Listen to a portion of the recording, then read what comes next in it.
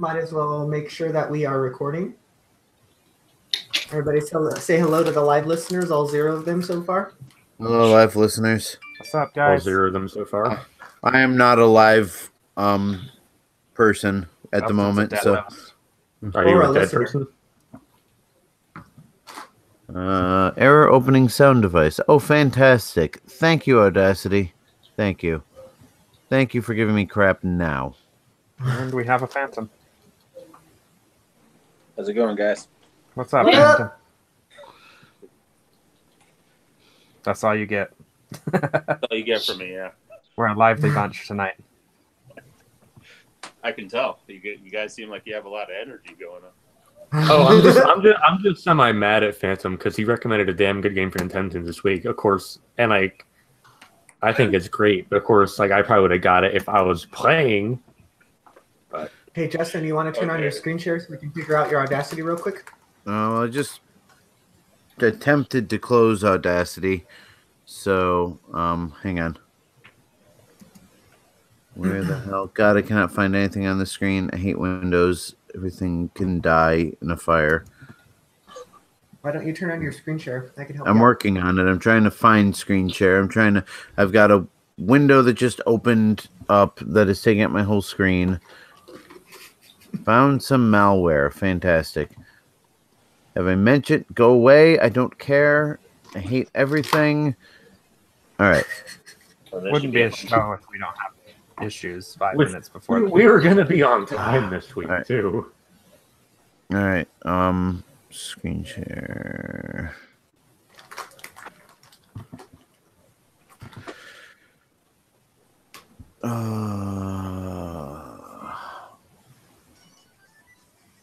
What the hell? Does anybody care about the Olympics? Nah. Kind of. I missed figure skating last night, so I was kind of bummed about that. I wanted to watch that. My family is enjoying every event that the U.S. loses because we know it's just pissing our commander-in-chief off. Did you see what I think it was Norway did earlier? When they won some event, they held up a flag. It said, "Sorry, Mr. President, Norway took first, second, and third place." I have never wanted to lose so badly in my life. I know, like we're sucking this year from what I've seen so far, but it's like it doesn't really hurt because it's like I know that it's hurting somebody a lot more than it's hurting us. So like, you know. I just love how fucking like Mike Pence wouldn't stand up for the host nation when they walked by. I liked how they sat Trump next to Kim Jong-un's sister. Right? Oh, there's a bat in here. Hi, bat. Hi, bat. I didn't know Hax was a bat. There's a bat in your house? No, there's a bat in my Minecraft. No. I don't know what this is. All right. Is my screen share doing anything right now? Because no, it is not. No. Oh my God, everything has crashed. You should just go to the little green screen share button to the left. I did. I've got a little spinning blue circle. Try closing your browser. Well, can you screen share with us so you can see why it's not screen sharing? I hate you all. I'm restarting the computer. Wait, here we go. Google Chrome is not responding. Close the program. All right, I'm going to lose you guys for a minute. Cool. Welcome to Infendo Radio, everybody. We are alive. We are all here. No one is missing. No one has disappeared. Everyone is either here or on vacation. I think we should have an official rule that Justin has to show up to Infendo Radio like an hour before the rest of us so we can get everything set up. He'll probably be like, if you put my kids to bed, yeah, no problem. Which I get. It's just a shame that it can't be one of like the single or more readily available of us that always has technical issues. I was happy because like he was here at like 8:30. We were gonna be on time and no problems. Justin, we love you. I'm just making fun of you because I care. I think he knows that at this You point. say because you can or because you care? Both. Yes. You decide. Cast your vote at patreon.com/InfendoRadio. The poll will be opening after tonight's episode. I like Andy's response. It's Monday. That's why we always have issues. Oh, it show is going Sunday on? night. Not where he lives. Yeah, it's Monday Yeah, I know where morning he for him. I know where he lives, but I'm not letting his bad luck influence our bad luck. At least then we'd have an excuse. You're not Dude, I had Also- bad luck as fuck on Thursday and Friday, man. Also, Sundays are my Mondays, so for me, this is kind of the start of the week anyway. So, you know. sure. For me, 'cause Mondays are my you're at the Mondays. theater. Yeah, usually my work week starts on Sunday and goes through midweek. So, my weekend is usually Thursday and Friday. Those are good days. I actually would My, like a day in the week. Be nice. I living in a small town. Everything is Monday through Friday, like 8 to 5. You're also a trucker, so your work is a little more reliable, I suppose. I'm Not literally really. Truck driving has horrible schedules, man. I'm literally at the whim of one like 50-something woman who just like decides within 30 minutes whether or not she wants me in. So like, you know. And it's Well, an that's hour like- drive. I'm just the night before instead of 30 minutes. Like I get my schedule Yeah. the night before. I would kill for night before, my friend. We tried night before. I was able to do night before, but it didn't work out. So Man, I wish I was at the beck and call of a 50-year-old woman who wanted me a half an hour beforehand. I know you do, Mike. God damn it. Justin, we can't hear you, buddy. If you You're can muted. hear us, yeah, we can't hear you. Justin, you're muted. Or you don't have a I have a- microphone. My fucking bank on Thursday, like, fucked up my paycheck and I skipped me out Justin, 100 try hours. unplugging your microphone and plugging it back in and see if and then you'll have to go into your Hangout settings and change your stuff. Hi, Amanda. We know you know that's how, right? Yeah. Yeah, I got you. Go to your Hangout settings, Justin, like the gear. Hey, he's screen sharing. Whoa!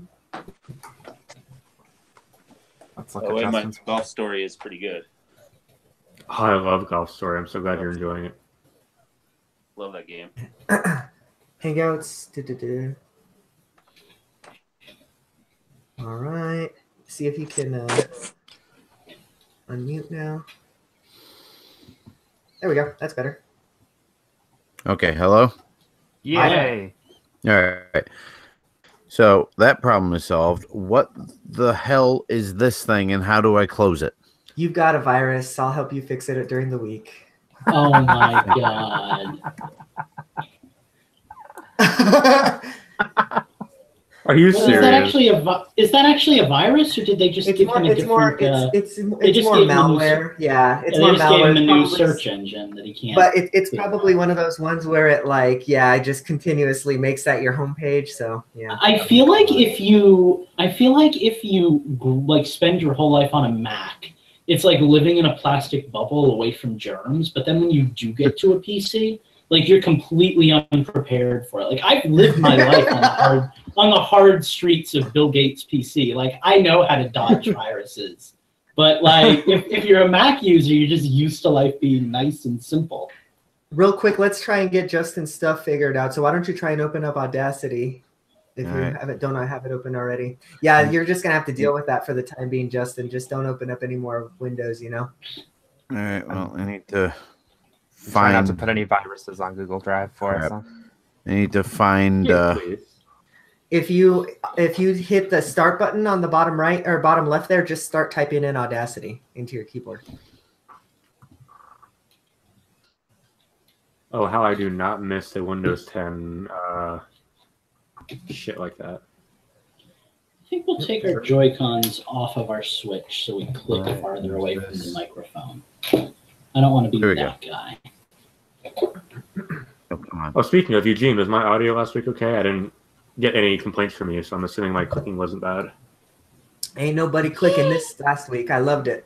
Good. I like the Um, Metroid shirt. Do I want to do this? What is happening here? Does she have a touchscreen laptop? Yes. Then do that. Swipe to All right. swipe. All right, well, I'm afraid to do anything now because Oh God.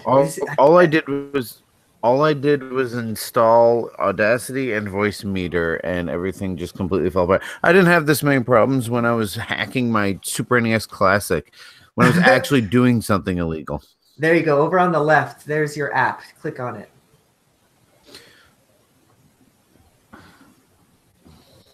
It's Mike. You don't need to do that. You should be able to. You should be able to just search for it or something, Justin. I don't know why that weird search interface, but do it how you did before with the File Explorer. I bet you it's just in your root folder.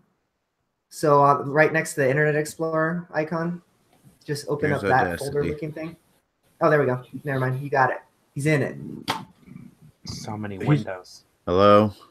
Good. Justin.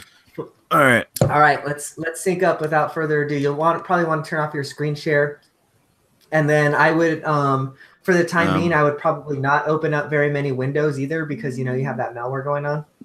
Oh shit. If you can, open up the show notes on your phone so you don't get anything in the drive. I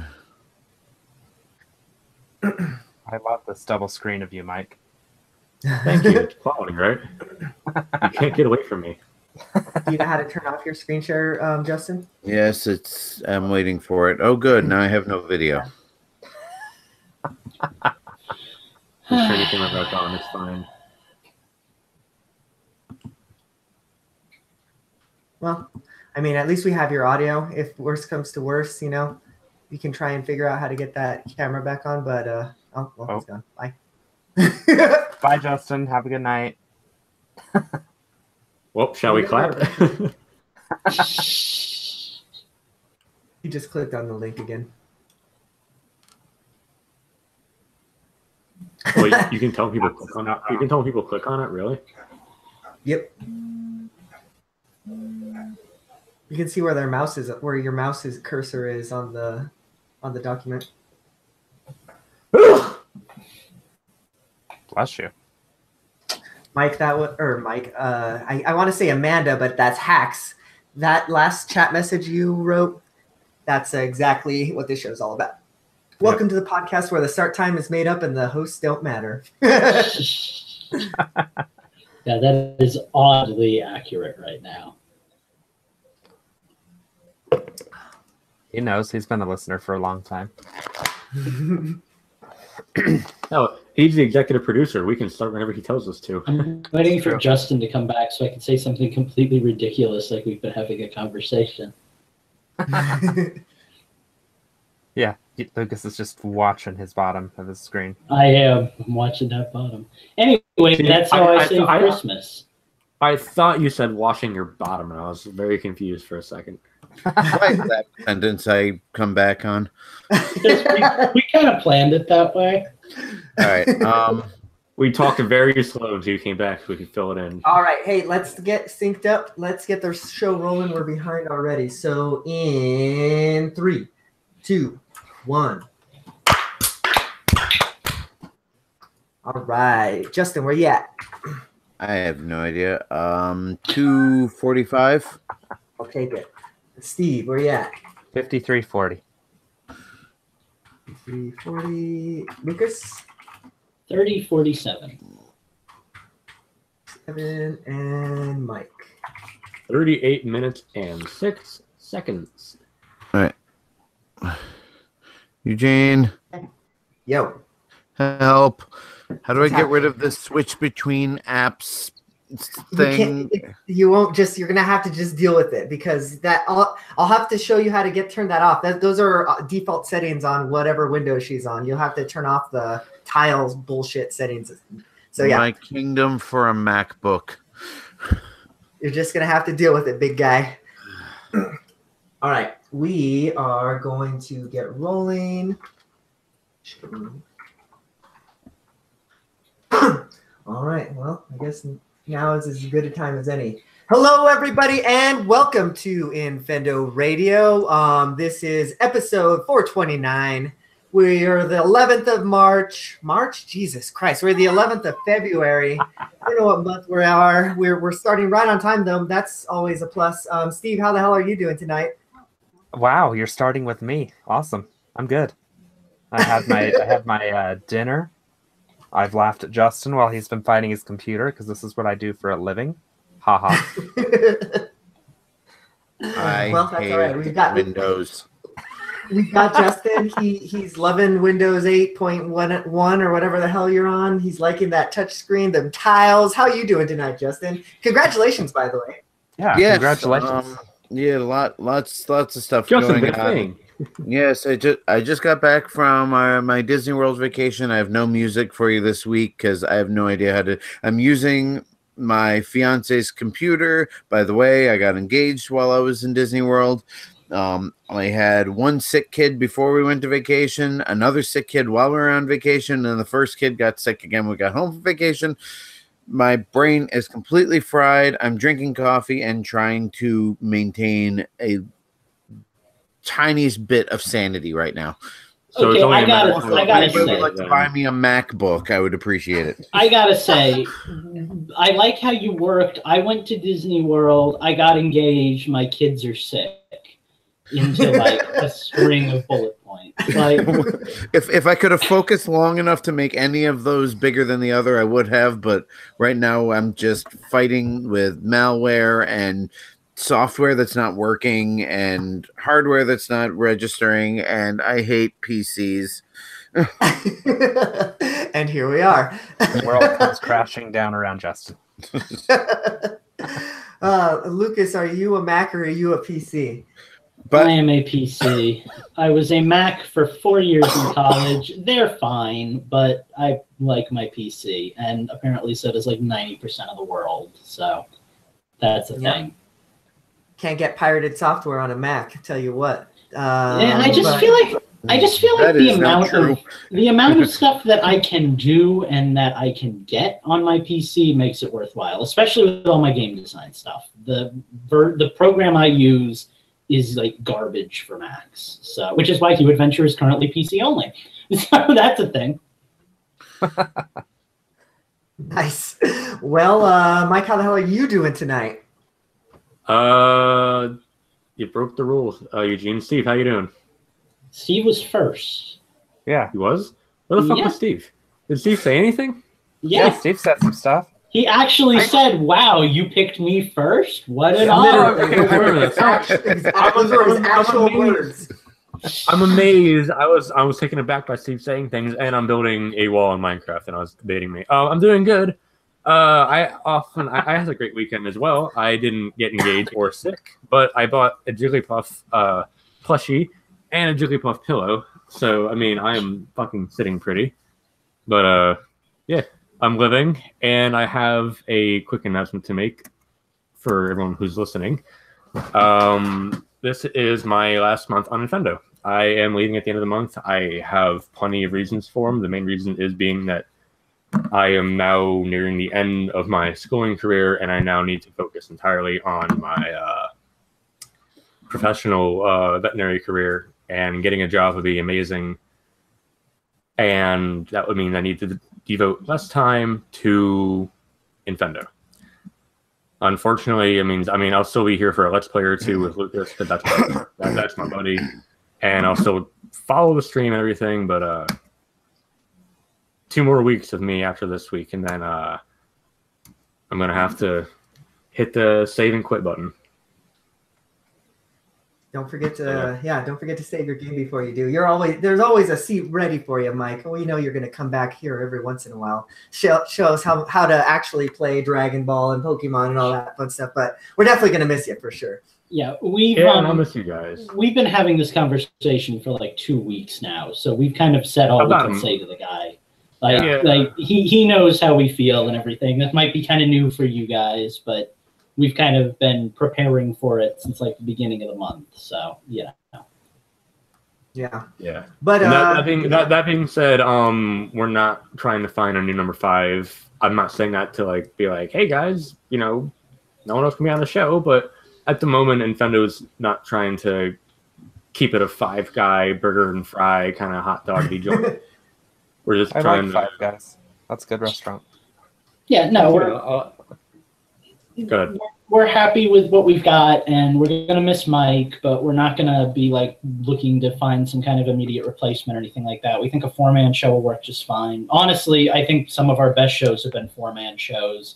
Doesn't matter who's gone, just the fact that we have more time to talk seems to, work out well. So I don't think we're really itching to get back into the 5-man sphere. We kind of did this because we really liked all 5 of us. So, like now that we have 4, it's just going to kind of be business as usual. Sure. So what Lucas is saying, Mike, is that he's not actually going to miss you. The show's better without you. Listen, I expect nothing less from Lucas, and I'm okay with that. He's my buddy for until the end, so it's whatever. Yeah, I'm sure we'll still see you kicking around in the Discord, anyways. So it's not like you're dead. You'll still be around. You'll still. It's not. I'm not dead. But speaking of Mike and 4-man group and other things with 4, let's talk about Metroid Prime. And now I know why he's leaving. That's the best segue you're getting all night, people. Stick with it and be happy.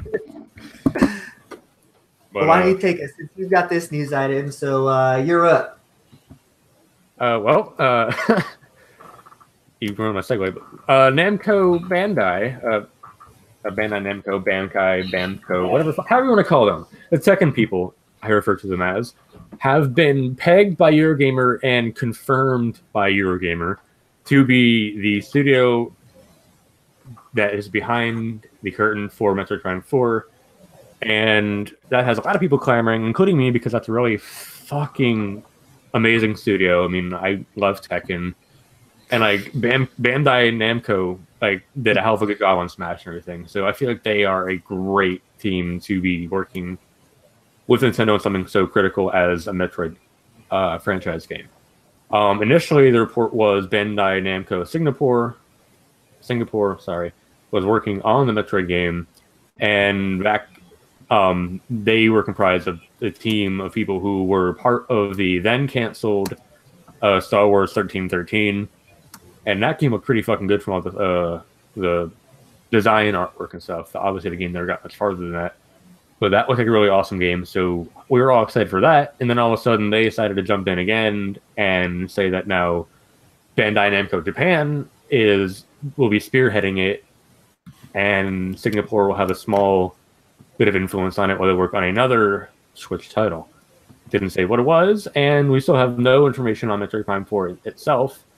As to how it'll fit into the Prime trilogy, which is pretty much perfectly shut, how it'll fit into the Metroid timeline itself, which has very little room for error, and if it turns into like a fucking Breath of the Wild shit where it's Metroid Prime, but 1 billion years in the future, then that'll be pissed off. But we don't know what's going to happen. All I know is if this is true, if Eurogamer can confirm this, and it's not just mistranslation or anything, this is good news. And Metroid, I swear to God, if we get into another... Ha! Okay. That's what you get for talking about the timeline, boy! We lost you for a second, Justin. What were you saying? I said, I swear to God, if we get into another timeline debate about Metroid this time, I'm burning the place to the ground. The thing about Metroid Prime 4 for me... The thing about Metroid Prime 4 for me that keeps me from being at all excited for this is I didn't enjoy Metroid Prime 1, 2, or 3. So like I can't get I've said this before about Metroid Prime. Like I could not do 1. I didn't enjoy it. Tried 2, tried 3, couldn't get into them because I hadn't done the first one.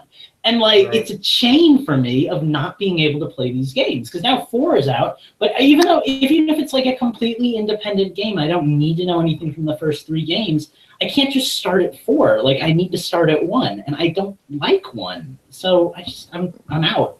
Lucas, if Metroid Prime did something similar to Kingdom Hearts, where they release an anthology collection and they just give you all the screenshots and all the cutscenes and important story bits in video form of the boring games, aka Prime 1 for you, would you just watch all of the content and not play it and feel okay enough to try 2 and 3, or would you still need to play it yourself to? No, I just no, it wouldn't do it for me.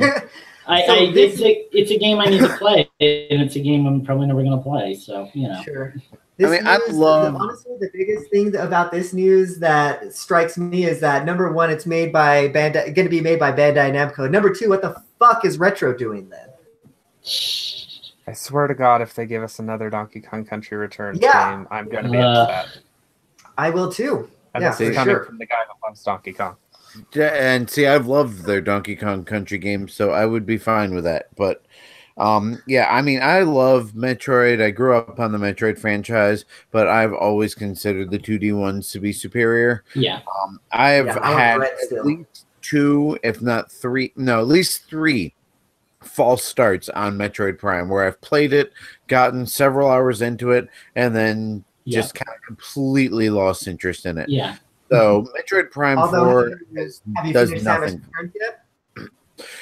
To be fair, no, but I have far more interest in finishing Samus Returns than finishing Metroid Prime. So Sure. that's a thing there. I think for me, Metroid is probably my favorite game series that I don't enjoy like any of the games that have come out in like the last 5 years, maybe. I mean, I loved Other M, and that was like the last Metroid game that I played that I really liked. So. And I love the series. Like, I love me some Metroid. I've played every game other than, Prime 2 and 3. I just want to say, too, that Metroid Prime 3 was my... I loved it when I played it, but I can't play it again. I could not get into it afterwards. And, like, the collectathon shit of it really bored me. But I'm hoping Metroid Prime 4 plays more in the hands of 1 and 2. And I want it to be 1's gameplay with 2's multiplayer, and then I'll be happy. Steve, did you even, talk about Metroid? Do you have any opinion on it, or is it just not a game? I have to echo Justin's sentiments where it's really, for me, 2D are the ones that I enjoy. I mean, of all the games I've played, I still need to actually play Super Metroid, but I've beat Metroid 2, Return of Samus, and I've gotten to the final part in Zero Mission, the stealth mission. I just can't beat it. But I don't have much of an opinion on the series other than that. They've got cool amiibos. They've got squishy amiibo. Yeah, Right. and the base on this amiibo. I know I'm always the one to complain about this, and I don't know whether it's because I'm using a monitor I'm not used to, but everybody except Mike looks like Wilson from Home Improvement to me. Can we do some camera adjustment here? We look fine on my end, and my camera is 10 feet away, so no. All right, well, everybody's face is covered by the little bar on the bottom. We're moving on. So, Lucas, why don't you take us into our next news topic? All right. Those 900 gold point My Nintendo coins that you have that have been sitting there doing nothing because you don't want a screensaver for your phone and you don't want to download a game that you already own on 3 other systems for your 3DS. You have nothing to spend it on, but you've been collecting all the points because you buy Nintendo games like a madman. You're finally going to get to spend them on Switch content. And the way it works is actually kind of weird. So I'm going to kind of read this and try to explain it as best I can with the help of these lovely young ladies with me, because it's a little different from what we've got right now. You buy a qualified game on the Nintendo Switch or the Wii U or the 3DS, and you enter in the points. You get the points for it. You get 5% of what you pay, not including the points or discounts used. Then they say you can then redeem those points on your next eligible digital purchase, including games and DLC for the Nintendo Switch system from the Nintendo eShop or Nintendo.com. So it sounds to me like the gold points or the gold coins are going to kind of be almost a eShop currency? Is that what you guys are getting from that? Seemingly. Yeah. That would be freaking amazing. Yeah. I mean, my issue with it. Go ahead, Lucas. You finish your thought. Okay, I'm gonna have a negative point. All right. Well, my thought is that my biggest problem, since I liked Club Nintendo, I liked all the physical rewards, the Hanafuda cards, the stuff I was never able to save enough to get. But ever since we had My Nintendo, I found it kind of lacking because they select a few games for you. And the games are either so obscure that I have no interest in them, or they're so mainstream that I already own them.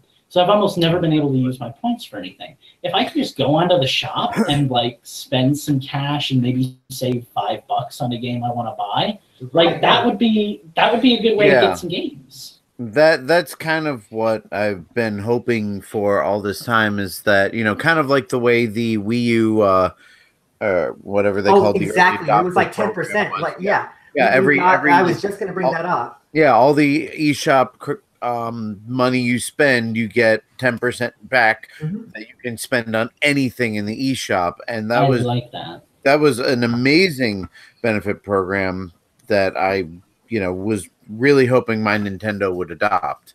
I wish Nintendo would never have ended that. Like, what, it was only like for a year, for like 2 years or something like that, right? After like like that, yeah, like 2 years. It's only if you have the bigger bundle, obviously. Yeah, because you need space. I told. Yeah. All right. Well, I guess we'll let Mike do his negative point, and then I want to touch on one other topic in this news article. So let's hear Mike's counterpoint. But yeah, Mike has a point.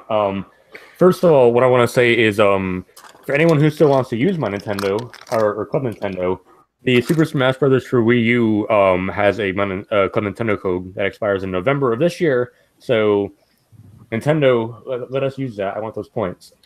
Second of all, my issue here, I love the idea of getting money back on everything and getting, you know, quality for my gold coins and my purchases.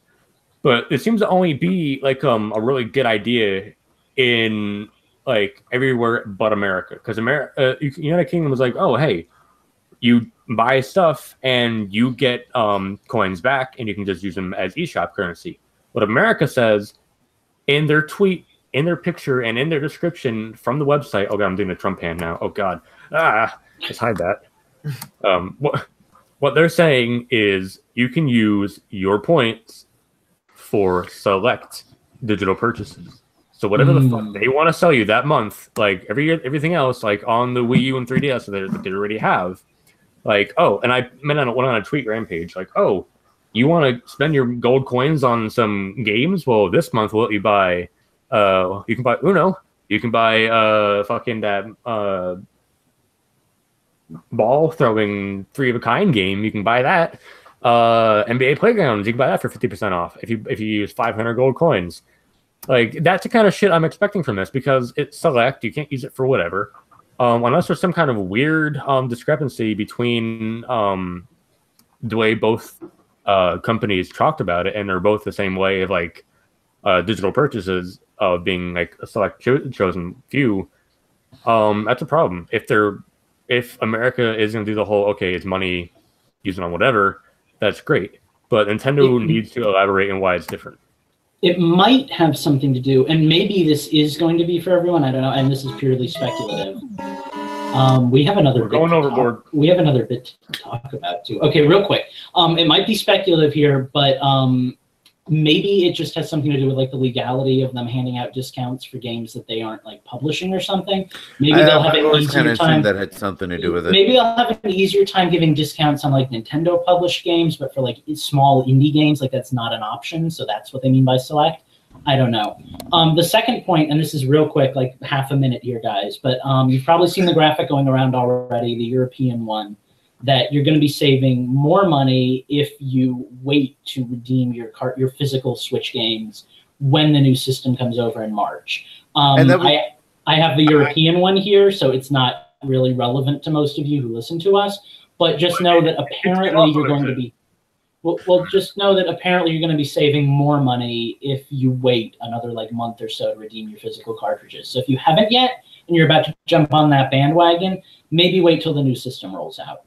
Yeah, and I really got to give them credit for announcing that, because they could have very easily just kept that a secret and screwed everybody over. But they're like, hey, look, you know, we've got this program coming out. You're going to want to wait to redeem your coins. Right. But yeah, and I registered Xenoverse when I first got it. I got 12 fucking coins. I'm like, oh great, now I'll get 60 coins or whatever, and that's cool. And I just ordered Pokken DX, so I'll hold on to that for a little while. What they better do though is for the last fucking year, for people who've been registering and getting like a quarter of the coins or we could be getting, they better give us some kind of bonus. If they don't give us like the early adopters an incentive, I don't think they will. Well, they fucking better though. If they don't, like, there's gonna be an outrage because like I bought 8 physical games. That's like. I think their goodwill moment was alerting us that any future purchases should be staked. I think that's them being good.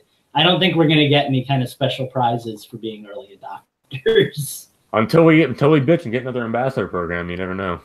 Yeah. All right. Well, we're going to move on to the next topic, and it is mine. There was actually a pretty big press conference from NIS America. I actually didn't watch it, and I actually just learned up on the news right here before the show. But I have to say, all the 7 games that they talked about, they were actually pretty interesting. There was a little bit in there for everybody. So let me just real quick run through the games that they were talking about in their press conference. So all 7 of them were that there's going to be a Switch game announcement for Penny Punch Princess. That game looked pretty rad, actually. There is going to be a Fallen Legion Rise to Glory. That's coming to the Switch. Birthday's the Beginning. That's the one that Lucas actually looked like he was interested in. I want to know more about that game. That looks amazingly like in the vein of like a Katamari Damacy game. I want that game. Right. And then there's, oh God, here comes this weird Toho game. Toho Gensohu Wanderer Reloaded. That's coming out, apparently. That one looked interesting. And then Nipponichi is going to be coming out with a game called Labyrinth Refrain Coven of Dusk. And then the 2 games that they've already announced, they kind of gave more details about. There was going to be the Yeast game they showed a little bit more about in the trailer, and then the SNK Heroines game. And then Lucas actually touched on one of the games that they also brought in that's not in this document, but it's called Hello Neighbor, and I don't really know much about that. Hey, Eugene, hold up. That's a different company altogether. It's a different thing. That was from Tiny Build Incorporated or whatever. Huh. Yeah, but it's still this document is still Tiny Build here, I think, right? No, but I think it's NIS and Tiny Build. Yeah, they're 2 different things. The image that you had up there was NIS, and the thing I added was Tiny Builder, because they also had a company announcement. I guess in the vein of talking about all the announcements this week, we'll also throw in Hello Neighbor then from Tiny Build, because why not, right?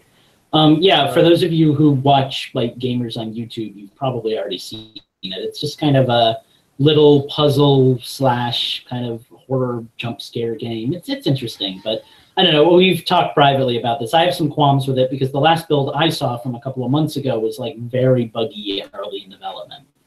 And I think it's kind of weird that that's coming out on Switch already, but who knows? Maybe it'll be all fixed and beautiful and everything. But what I take this news article to mean, great. There's a whole bunch of new games coming out. That's awesome.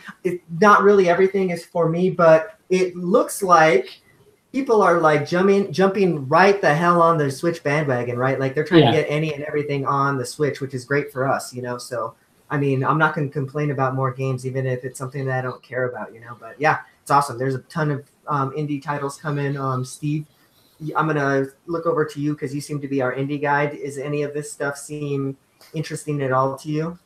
To be honest with you, I haven't really seen anything on any of these games. This is not one of the companies that I generally follow, so I'm gonna have to look a little more into it this week. Sure. So at the moment, nothing that really. Sorry. I was gonna say at the moment, nothing that really stands out to me as a must-have, unfortunately. Sure. Yeah, me neither. But heroin. Well, that stands out, but that's for a different reason. Get it so we can play.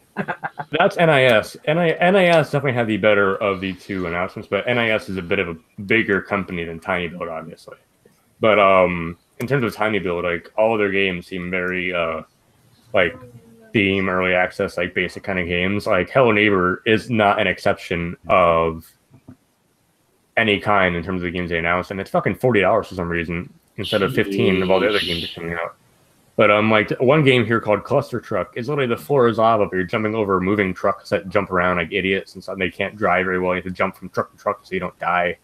It's literally like it's a boxing kind of game. Like some of them have fucking DLC for some reason, but like these games are not like the highest quality, but they seem to be from a newer company, and they're not like hitting the bricks as hard as every other like bigger developer because they just can't yet. So maybe some of these games might end up being fun for like a half-hour let's play or whatever, but I wouldn't personally buy anything from Tiny Builders. But NIS, yeah, like I've already said that Yeast and fucking SNK booby fighting game look like fun, so I'll probably pick those up. So that's the only game on this entire list on both sides that I've even seen the trailer for.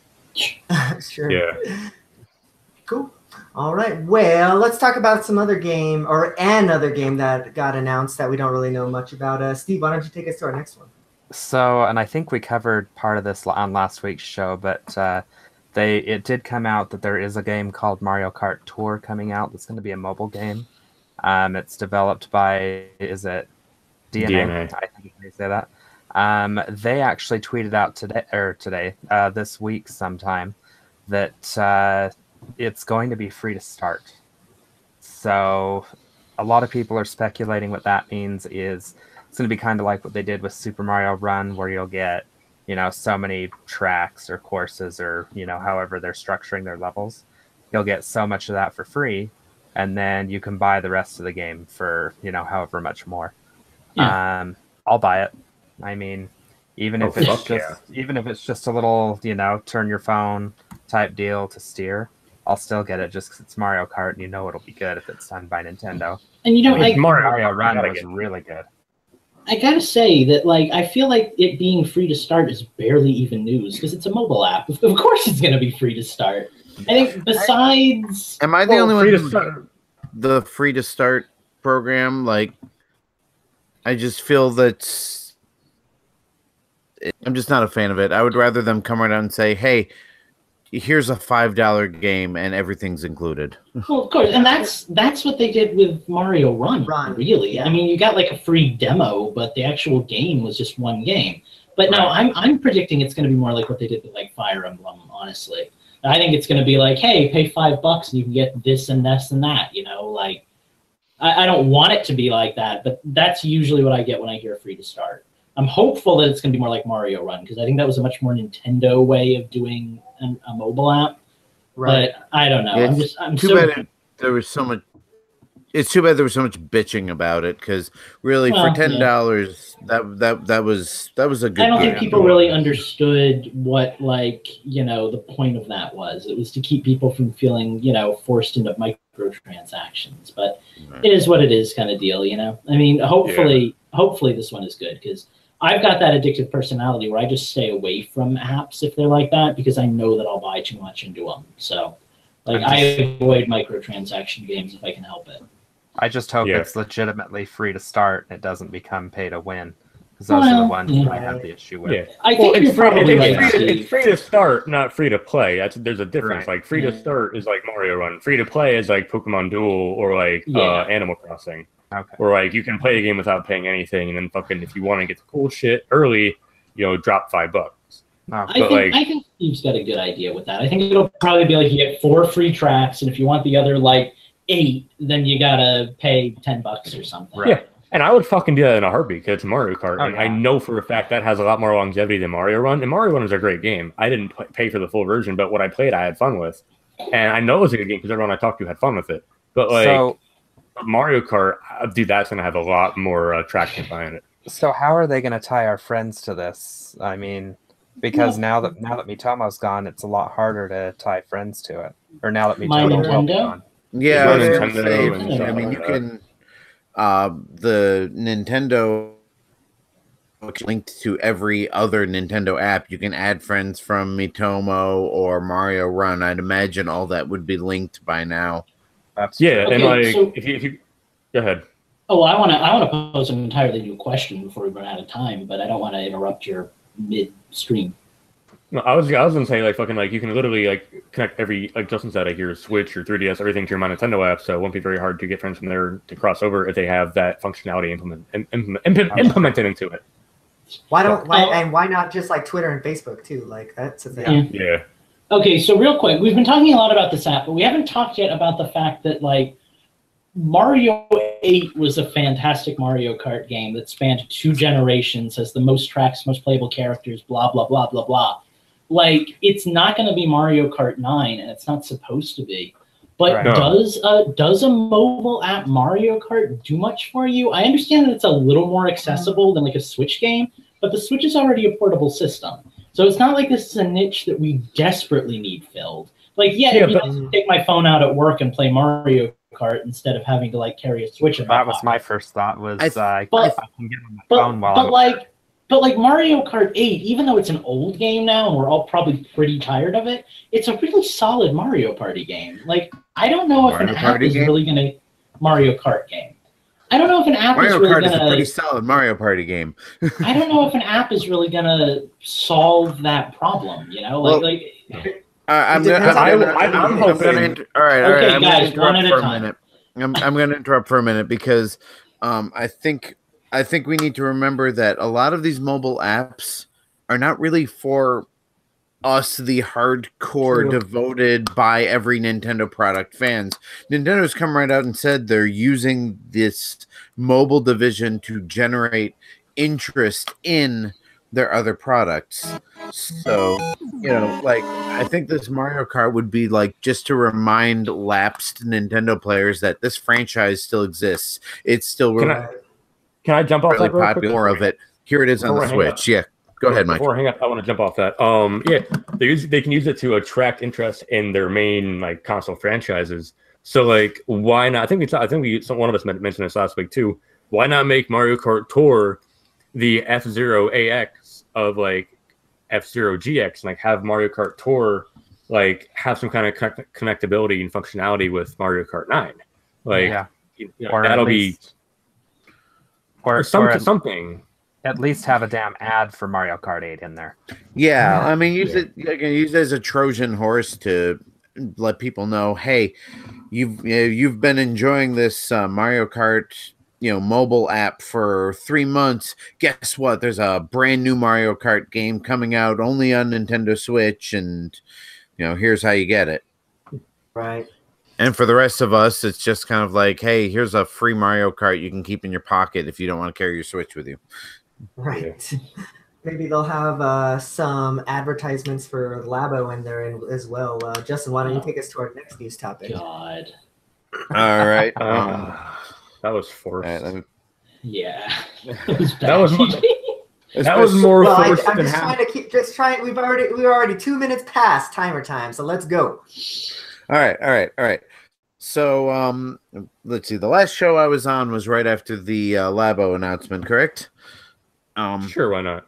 I don't know. Sure, why not? Okay, well, maybe the listeners. Anyway, Nintendo is not the only company who is planning on making games for Labo. There is a Japanese company called Gree. Sorry, the name is Gree, Gree. All I can hear in my head is Kazooie making that noise whenever I read it. But they're planning on making a fishing game for the cardboard attachments. They said they may take advantage of the fishing rod accessories. So, I mean, if you remember back to came out and they had all these add-ons and special games for the Wii, we might be seeing a repeat of that with third parties making games that either use new add-ons for the controllers or take advantage of ones that already exist. Let's see. It says that it's going to be a single purchase title, not a free to play. So you'll, probably spend, a reduced, budget price title. And I don't know. Sorry, my brain is still fried from vacation. Would anybody expect a Labo tie-in game to be free to play? Like, I feel like just by definition, you would like buy the game. Yeah, it seemed like an odd distinction for the article to make, but they made it, so I figured. Remember too, this isn't a Labo game. This is a game that wants to use Labo. Right. Yeah. Well, yeah, so but, you like- pretty much have to buy the base package with all the different accessories before you can use this. But once you have, I know that other companies will be utilizing them in maybe more, kind of like the Wii Play, Wii Sports versus a fully developed sports or mini game collection sort of thing. Yeah, and I get that. I just find it kind of odd that they're specifying that on a Switch game. Because, like, I mean, it's a Switch game. Of course you're going to buy it and own it and play it. Like, what Switch game is free to play? I Is didn't it read maybe the article, I only read it. So let's get past the the not free to play game aspect of the article, which didn't make sense to me, and get to the idea of third parties, especially smaller third parties, it seems, because I've never heard of Gree, utilizing Labo. I mean, are we afraid that this is going to turn into another Wii crap plastic attachment situation, or are companies going to utilize this, affect new experiences for us? Oh, it is absolutely going to turn into a fucking peripheral shitfest. But you know what? I think the Labo has a lot more potential than like the Wiimote stuff did. So I have no problem with them doing it. Like, I think it'll be a big beneficial thing. Boy, like, I completely disagree. just the intricacy of the Joy-Con and the Labo creations themselves. Like, I think this is going to be a big old hit. All right, so I think that the Labo is a really niche product that, while it's going to be interesting to experience, it's not going to latch on in the way that, like, all of the Wii accessories did, in part because it doesn't really tie in much to your Wii, or your Joy-Cons, I guess, like the Wii accessories did. I mean, a lot of those were like Nintendo-made extras and stuff. And yeah, the Labo itself is going to be, but I don't really see a lot of third-party companies saying, let's make some cardboard peripherals, and those will sell like hotcakes. Like, I think it's going to be one of those things that, like, you get because you're interested in it, you experience it, and then you're done with it. I think it's going to depend a lot on how that Labo Garage works, right? Like, is Nintendo going to allow some kind of curation of people's software that they create, or is it just going to be like up to people to, put it out there and hope people are going to download the right stuff and, get the right cardboard parts, and, like, I don't know. It kind of depends a lot of how Nintendo is going to treat this. Yeah. I mean, it would be interesting, like you said, Lucas, about other companies making Labo stuff.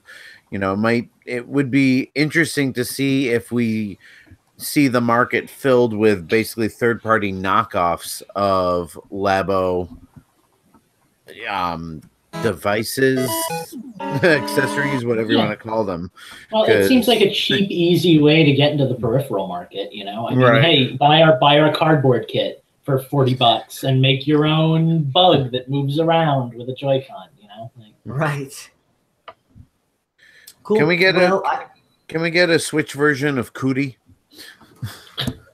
Cootie. Hey, don't break the ice. Oh my God, yes. All right. Well, we are done with the news. We've made it to the end, but we're going to take a little break here so Mike can set up everything, because he's going to take us into some kind of a journey. Apparently, he's hosting Nintendo tonight, so get ready. I'm gonna make you all suffer. I hope. Watch him just get destroyed. Like, watch us get every song, and Mike just has the worst night. And then he's all pouty for the second half of the show. I'll retire early. I'll just be done tonight. Yeah, just tonight's it. Like, if you guys get all God, let's see what I have. 1, 2, 3, 4, 5, 6, 7, 8, 9, 10. If you get all 13 of my games right away, I'm just like, you know what? You don't need me anymore. You've evolved past the need of Mike. But does anybody need to take a break or anything before we get into Nintendo's? Nope. I think I'm good. Let me just load up Patreon so I remember who exactly recommended what, so I get the names right. So give me a minute here. Cool. I did want to point out too. Yeah. Oh, what I think is cool too, like while we're just hanging out talking, figuring shit out. It's cool that DNA is doing another mobile game because they only had a contract for 3 games and they did that already. So the fact that Nintendo still has them on, that's pretty cool. Well, Nintendo owns them, so they they'll make as many games as Nintendo wants them to. Yeah, but I mean, they had a 3-game contract deal. It's just like how some artists and musicians have like a 2-album deal when they're done with a label. So I mean, the fact that they're still hanging around, that's cool. Okay, let me make sure. One more time, I'm gonna play a random, hopefully not pirated audio. Just make sure you guys can hear this. It's that same boring lecture from before. Can you guys hear that? Keep on taking. Yep. Okay, that is horrible. It's boring. Don't worry. I've been getting lag through Hangouts lately. I don't know if it's affected me on your end, but yeah, you're kind of you're choppy now and then, but you've been manageable. Like I've been able to hear what you're saying and get what your points and stuff. We've been able to fake it basically. So, and I mean, it won't show up in your Audacity, so it's not a big deal. Yeah, I think this computer setup may not work out well for me. I might have to go back to my computer, but if you have fiddle with it. If you have a bunch of viruses slowing you down too, that might be part of the problem. I would get with Eugene and try to solve that first, because they're amazing people. Yeah, because why would you want to carry around your zip tied together MacBook or whatever it is, Mac? Because it fucking works. It does what I tell it to. I mean, does it? This isn't the first time you've had a issue with the show. So let's define the word work here. I'm not sure that what you say is what you think it means. Let me get some water real quick. I haven't been able to understand about half of what you guys are saying because I keep on getting lag. So Justin is going to lose attention this week, and I have a couple songs in here I thought he would get. So this is going to go well. Well, whenever you're ready, why don't you bring us in? All right. Stand by for station identification, and we'll go. All right, I'm just going to adjust my camera so I look like everybody else. I think it's just your end, Justin, because everybody's it's just on you. our end. Yeah, we're all good, bro. No one's having any problems here but you. Welcome back, everybody. Welcome back to Justin Figuring Out Computers. Or a 36-year-old man learns how to use a Windows computer. You good? Waiting on you. Ready. I was waiting for Justin to finish finagling himself so he could feel. I wasn't sure if that was your actual intro. I didn't want to say anything. It was going to be, and all of a sudden Justin's just like, but okay. Welcome back, everybody, to Infendo Radio. We are about to open the gates of hell, and hopefully no one brought their fireproof outfits, and they all burn slowly. One person will win, though, because that's how Nintendo works, but damn if they're not going to be upset about it. So, for everybody here who doesn't know what Nintendo is, last year I was the champion of this game, hands down. This year I can't play for shit, so I'm going to host. I have 13 songs queued up, and 1, 2, 3, 4, 5, 6 of them are Patreon suggestions. 5 are unique.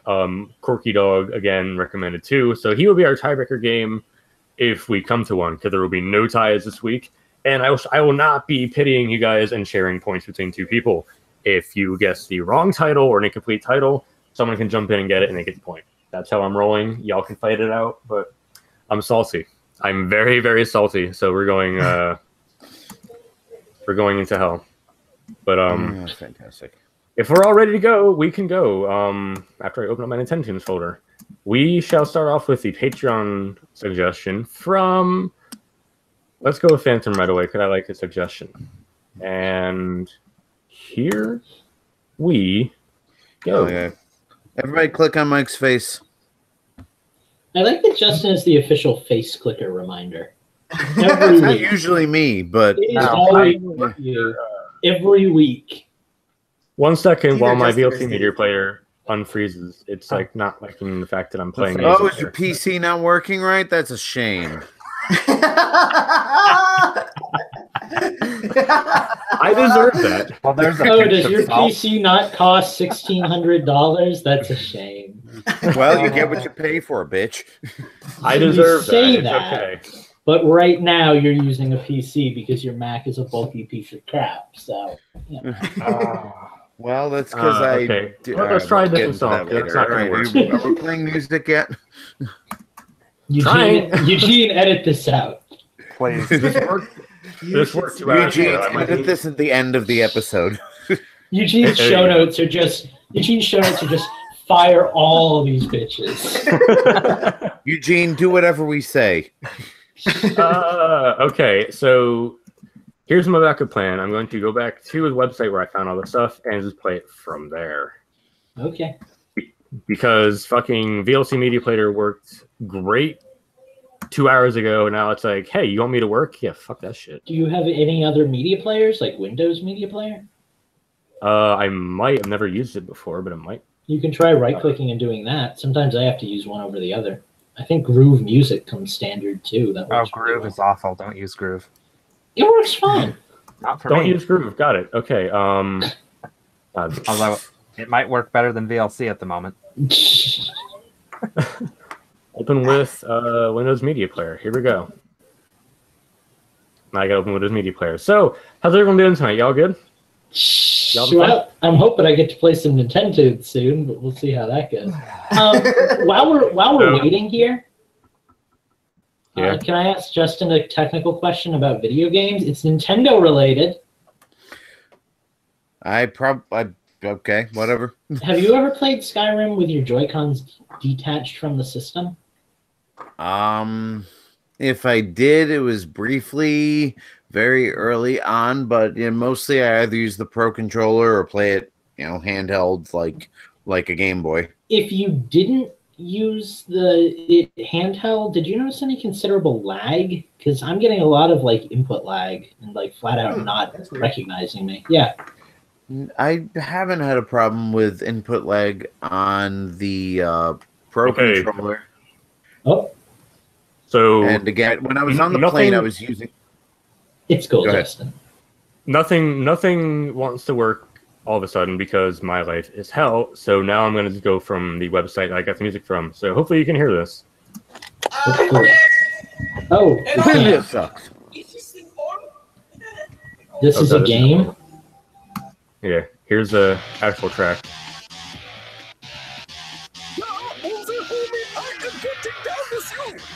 Okay, what German games do we know, guys? Oh, is this is it an actual Nintendo game? Is Euro Truck Simulator on the Switch? Are we actually playing right now, or is this Yes, just we're playing right nonsense? now. We're playing right No, now. we're playing. This is the game, Justin. This is Phantom's pick. It's Can you not turn it Euro up a little bit? I can try. I have a very small volume bar. Well, you should be able to do it. That's what I've heard. Oh, that works. -1 for Justin. What the hell is this? Ask Phantom. I'm See, gonna need Lucas, a that's hint what or we're another supposed to be telling song. him. Okay, so this is a GameCube game. And here's your next track.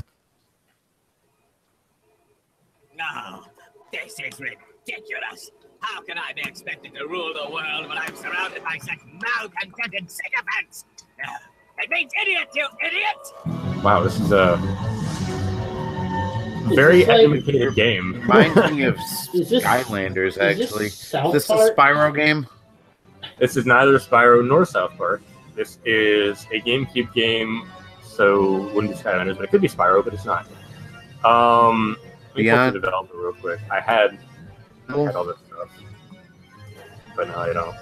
This is bizarre. So, this game was on the GameCube, PS2, Xbox, and 360. Okay, well there goes It's Captain not Beyond Rainbow, Good and I guess. No. Is it an It Activision is- game? No, not at all. Okay. No.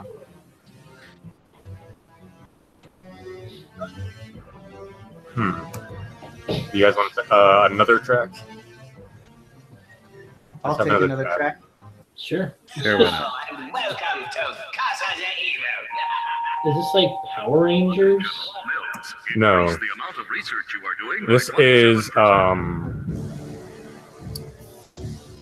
This is a third-person shooter. I feel like it's some kind of like cheesy villain-related game, but I got nothing. Technically, you're right, but that doesn't help you anywhere in the realm of figuring out this game. Phantom says, "Good luck, everybody. He wanted a hard one." And also, he has Steve's memory, so he has no idea how well you guys will remember this game. I don't even know if I've ever heard of this game. This game was developed by Vivendi Games. Well, it was developed by Mass Media Games, published by Vivendi Games and Sierra Entertainment. Vivendi before they did Activision stuff, I guess. Yes. Back when they were like on Sierra's dick all the time. But it sounds like Reboot. Oh Like man, music you're in a ballpark of some kind, but you're not in the right ballpark. But it is not Reboot.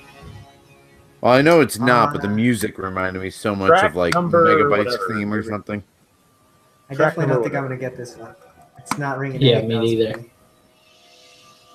So Phantom gets a point, but he doesn't count. Steve, do you have any guesses whatsoever? There was a game we used to sell at GameStop that was cheesy as fuck, and I can't remember what it is for the life of me. And I'm Can you almost describe positive. it? It was kind of making fun of every first-person game out there. The hero's name was some spoof off of Duke Nukem. Like Puke Spukum or something? Yeah, something stupid like that. Hey, I put a lot of thought into it. I see the cover in my freaking head. I just can't think of what the name of the game was.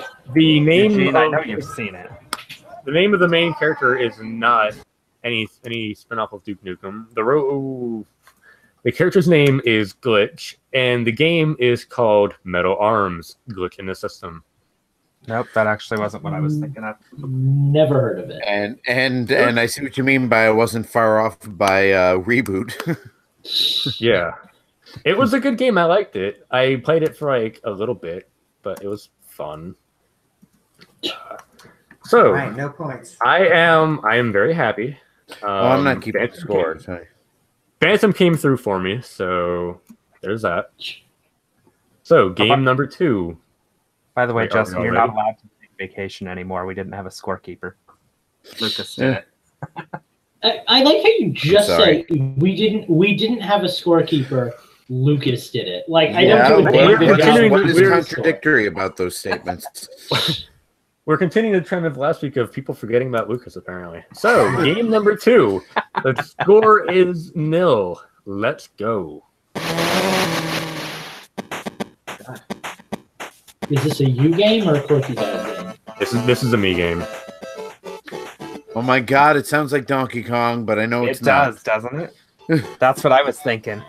Could it be a David Wise composition? Oh, is this Is this Adventure Wave Island? Race? It's Wave Race. I used this weeks ago, and Steve said the same thing I just did. Was I not here for that? I would have got that in a heartbeat. It was months ago. You might not even remember it, but yeah, I'm like, oh my god, that sounds like Donkey Kong. It must be Wave Race. Fun fact: this is the third time we've used that game. I've used it too. And it is the same composer as Donkey Kong 94. So Nice. So, Justin's on the board. That's cool. Let's go to another Patreon suggestion. This one was a last-minute suggestion by one Mr. Schnazzy One. oh, Now I gotta. All right, so get ready I for don't a know. game that's old as Justin. Here we go.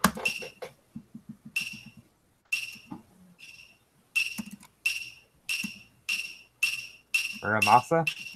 Mysterious No. Murasame Castle. No.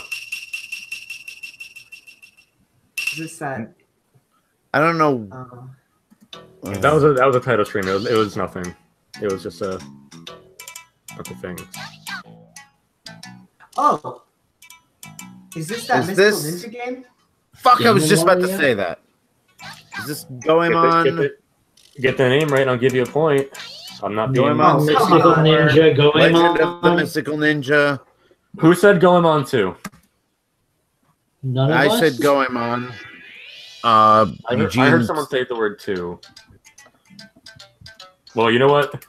Since no one said it, I just threw it away. I'll give it to Eugene because I gibbled that one. So I that can't was remember what the. that was Don Bear Goemon 2 for Super Nintendo. I didn't play any of the songs I wanted to play. Fuck. I actually like some of the music. I love the music in this game. It's sad I didn't get to play any of it. Who got I the wanted to point play for this that? Eugene got that one. You know, when you said Schnazzy one picked it, I almost just started guessing Goemon right off the bat. So I'll let Eugene have that one because I had an unfair advantage. I wasn't expecting it to be that obvious. I was expecting it to be like a false lead or something. Oh, when he said Schnazzy one picked it, and I heard that first Japanese sound, I'm like, oh god, he picked Goemon, didn't he? Fun fact: I don't remember Goemon. I don't remember Schnazzy one ever picking a game, so I was kind of surprised by that one. So I've known Schnazzy one since 3rd grade, and he loves the Goemon games, so he might have planted that one for me. And you fucked it up. Because I wasn't sure enough to start blurting it out. Okay, so the score now is Justin and Eugene. Lucas and Steve will get a point eventually. I'm sure of it. This game is a break of sorts. It's an easier one. I'm being nice. Here we go. Round 4.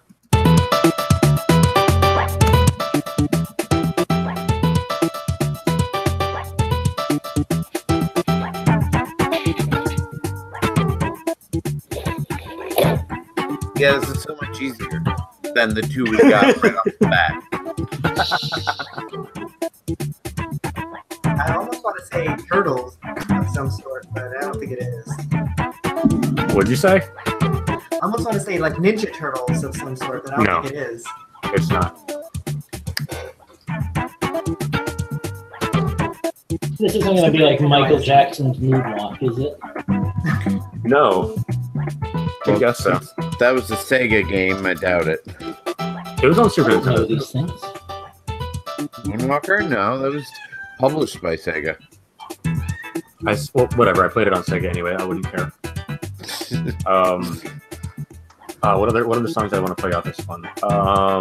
This one. So, your first hint after I Google. It's clearly Super Nintendo. Yes, Super Nintendo, Game Boy, Game Gear, and Sega Genesis.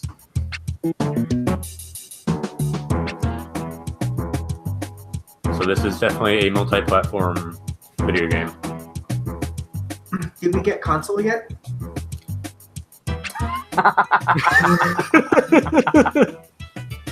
He Yes, he literally just just finished that. said it. Like, Super Nintendo, Sega Genesis, Game Gear, Game Boy, and and Game Game Boy. Gear. Well, Yeah. I literally just sat down, so sorry, I guess. This is definitely the Super Nintendo music. I can tell by the quality. Yeah. All right. Do we have any other But, hints other than it's Super Nintendo and Not yet. multi-platform? The next hint you'll get, it was developed by Delphine Software International. All right. Your third hint, you're going to be really mad at it when you figure out what game this is. Can we get another song before we get another hint? Sure. You can get this one.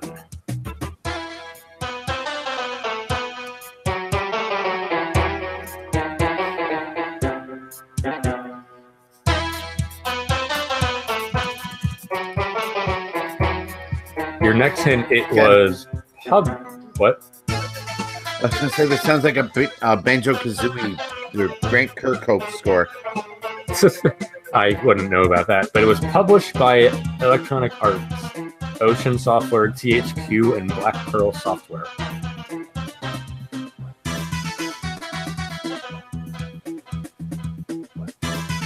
Is it a licensed game? Yes.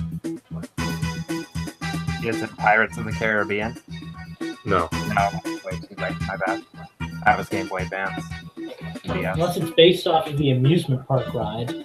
Right. They didn't Here is they didn't your have next movies track. back in the Super Nintendo days. Here's your next track.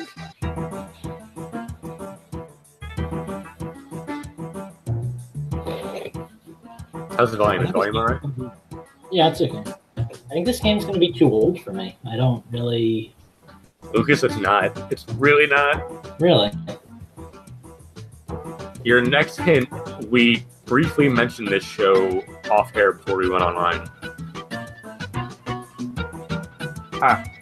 Guess I should pay attention to you guys once in a while, huh? Really? Guess I should stop breaking my fiance's computer while I'm. This game is getting a sequel.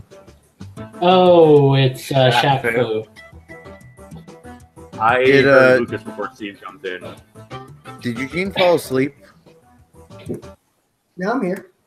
I was hoping Eugene would have got that. Kid, he brought up the Shaq Fu announcement before the show, but Yeah, I missed that. that is score one for Luke. Yeah, well, it's okay. Score one for Sigma. Sorry, Steve. I Shaq stole Fu. your point. That's okay. That wasn't I only really got it because Steve. of the hint. That wasn't Steve's game anyway. It's okay. Steve has more coming up. Does he now? Maybe. Probably not though. Gee, this is back to the old days when I used to not get any points. Okay, our next game comes from the wonderful suggestions of Minus. So I have a chance. You have a shot. I wanted to play. Which one I wanted to play first? I wanted to play this one. And away we go. Wake up, everybody.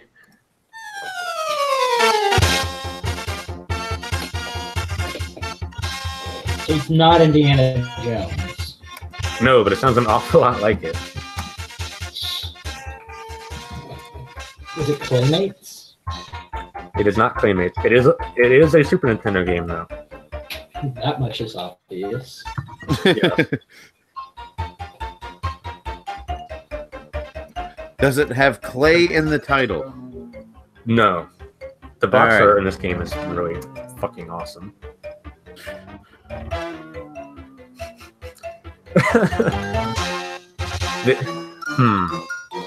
No more hints. Let's go to our next song.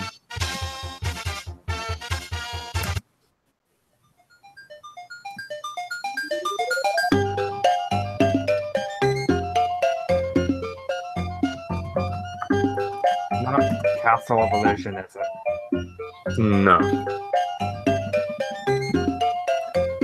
I love how Eugene has the look on his face that I have every Nintendo for the last like 2 months. Drowsiness?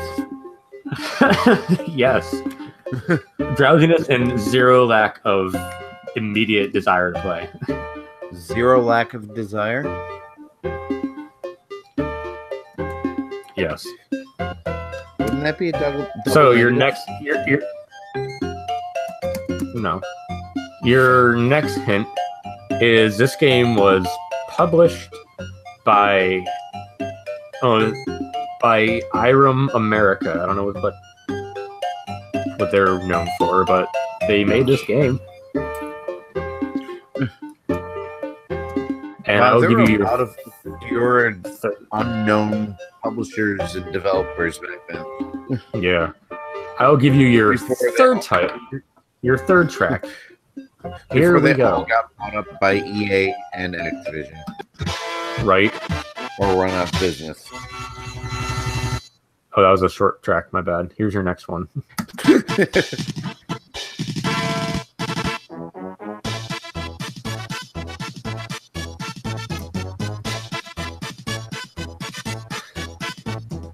Your next hint. JonTron did a video on this game. for anyone who watches his stuff. Like that's a Lucas hint, but I want someone to get it. Oh, God, I don't must know be if I'm something even gonna remember anti-Semitic. that. Thank you. Thank you. What is this game even like? Let's look at the images of this game. What's this game like? It is a platformer. Very interesting looking platformer. The box art has a really radical looking kid on a skateboard wearing a backwards hat. Skate or Die? Skate or Die 2? No, unfortunately it's neither of those. I wish Skate or Die had this kind of music though, that'd be interesting. Yeah. It's not a Simpsons game, is it? No.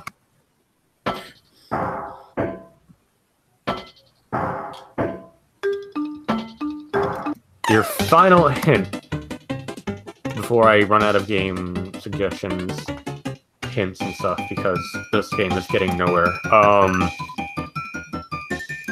This game is extinct. Oh, Dino Bros, Dino Dudes, Dino City. There it is. Yes. Oh, this is the game where you play as you play as the kids and you transform into dinosaurs, and it's actually not a bad game. It's a solid platformer. Yeah, it's kind of like It sounds like Power Rangers. It's like Nintendo's version of that fucking Kid Chameleon game. Well, the cool thing about it is that like each of the two characters had like their own way of playing, which back then was actually kind of cool. Because like you played Super Mario Bros. And Mario and Luigi both just played like Mario, but like they each had their own controls. Super Mario Brothers 2 in Japan, in which case they were both different, or Super Mario Bros. 2 in the US for that matter. I was talking about Super Mario World because it's a Super Nintendo game. Yeah. So the score right now is Lucas 2, Eugene 1. And wait, does Lucas have 2 points? Does he have 1? I forget. I do have 2 points. Lucas Remember I has said Steve's point? Yes. So it is, in order, Lucas, Eugene, and Justin. The next game is a newer game, so you all can... Steve has no points, so Steve doesn't count. The next game is newer, so you should... And he doesn't have to, because he has no points to count. Okay, guys. And the next game is a newer game. You all should have a chance in this one. Here we go.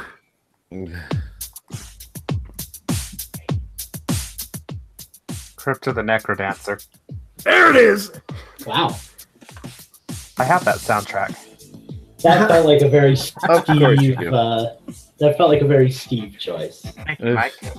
That was a Steve choice. Also, that was also the game I couldn't play earlier because I had to have This the is the volume damn up. training level or the first level. Yeah, this is World 1-1 right here. Should have went with something a little later. Right? This is the second song. Jeez, Mike, you should have made it. You should have made it harder for Steve to get that point. He really didn't want it. All right, fine, Steve. Would you have gotten this one? Bitch. Steve, would you have gotten this one? Probably not. There you go.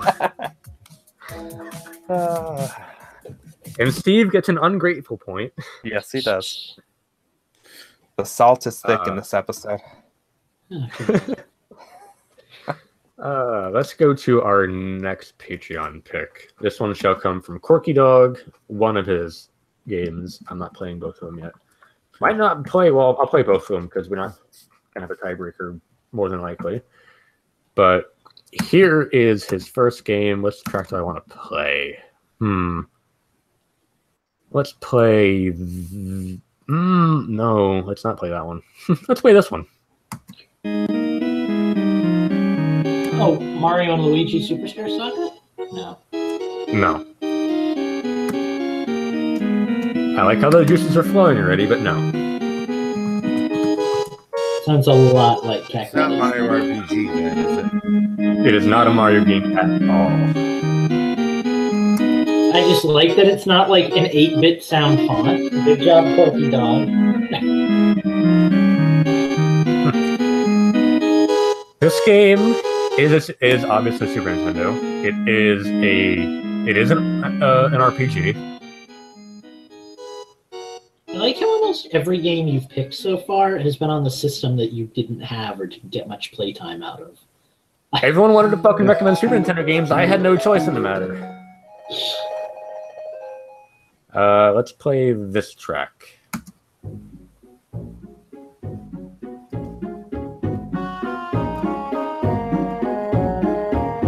this is not an RPG? So it is an It's an RPG. RPG. Okay. This might be a Eugene kind of game, but I'm not sure. I was gonna say this. Secret of Mana? No. I was saying that less for an obvious Eugene pick. I'm saying more of like I feel like Eugene would have played this game at some point. I feel like if any of us played an RPG on the Super Nintendo, it's probably Eugene. It sounds familiar, but again, all the RPGs kind of blend the same. They all kind of sound the same. This sounds do. very Okay. Nintendo. It is. So let's try another track. Do we get developer or publisher? Hal. How? It sounded like a Kirby game. Like HAL Laboratories? Yeah. Yes. Is this Arcana? It is Arcana. What's Arcana? It's like the only RPG I know they've made. What's Arcana with you? I was gonna say, like earlier I was gonna say, I don't remember there being a Kirby RPG, but this sounds so much like a Kirby game. I was gonna say, Like, it sounds there's a lot like Sim City, actually. I'm pretty sure this game is like a dungeon crawler type game. It is a dungeon crawling RPG. I was gonna pick this one too. This is the Kirby one to me. I feel like I would have if I was not the one hosting, would have guessed Kirby from this one. It all sounds very like Kirby 64. Yes, same composer, Jun Ishikawa. I'm realizing that if HAL did like anything other than Kirby, I probably would really like their music. Yeah. Hirokazu Ando. I don't know if he ever done any other Kirby soundtracks, but Jun Ishikawa is definitely heavily involved in the Kirby series.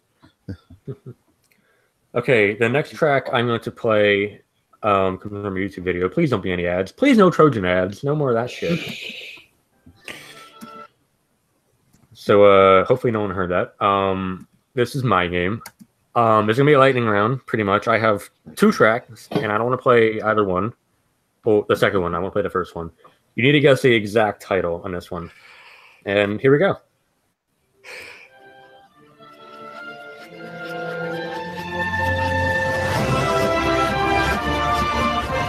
Oh my god! Skyward Sword. Yeah, Skyward Sword. Who said it that. first? I did. It was one of them. It wasn't me. I didn't hear Steve, so we must have said it at the same time. Yeah, I said the full title, The Legend of Zelda Skyward Sword. Okay. Well, I just said Steve Skyward followed the Sword. rule. Yeah, Steve followed the rule because I wanted to. This was the game I wanted to play the entire time I'm waiting to host. I wanted to find a media player app that played songs backwards. Like I was like, why does this game sound backwards? I have that as my wife's ringtone Zelda right now. theme. All right, so Steve stole that one from me then. Yes. Yeah, Steve has Well, at 2. least Everyone you got has the 2 title but right this time. Yeah, the full Yeah. title. I didn't say Everyone, colon though. everyone has. And there were no numerals to throw them on. So, let's go to another track. It is also I'm one of losing mine. to Steve. So wait, what's the score? Everybody's Everyone has tied at 2. 2 except me. I have 1. This track is coming in hot. Here we go.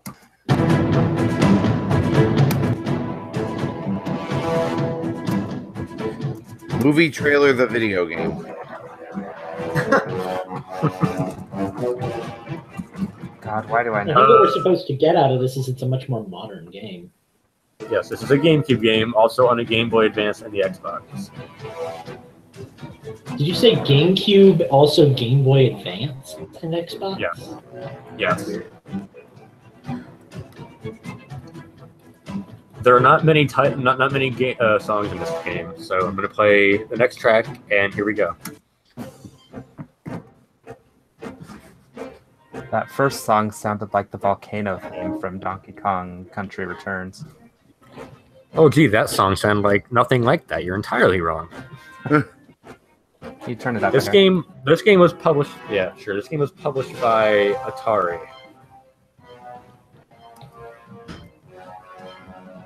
I got nothing. Yes, this is Pong 2012, the insane everyone dies edition. No, you're wrong. How's the chat doing? Has the chat gotten anything in a while? No. I don't know. No one's guessing anything. No one's guessing anything. Andy says Eugene is super laid back and quiet this episode. We're not even getting drunk. My bad. It's been a long week. Phantom's playing Golf Story, so Phantom's not guessing. Your next track is... I'm considering that since it's on sale. You get it. It's fucking good. This is a fighting game, if you cannot tell. It didn't rank very well, but I liked it.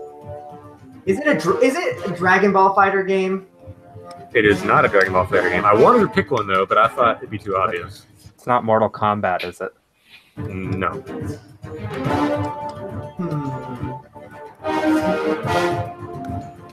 Mortal Kombat would have also appeared on PlayStation, I'd imagine. Yeah. Fighting game that appeared on Xbox and GameCube, but not PlayStation 2? And Game Boy Advance. Is it a license? Here is Zatch Bell Mamoto Battle. It is a licensed game. Here's your next track. I'm guessing it wasn't Zatch Bell. No, it is not Zatch Bell. Well, it's not Soul Calibur, because that was also on PlayStation. If we don't get it on this track, I'm going to play one more track, and no one gets that, it's going to be I'm going to play the obvious Dead Ringer, and you all get it right away. Whoever gets it first will get it. So, if you want it to be fun, guess now. Is this like Star Wars Jedi Battle or something? Good game, but no. That was a game? Okay. Something like that. They did a lightsaber duels on the Wii. Everybody shut up. The GameCube has an... What game would not be on the PlayStation though? That's what's throwing me off. Right? Yeah, I It was developed by Way Forward. Shantae, the fighting game. No. Creative guess.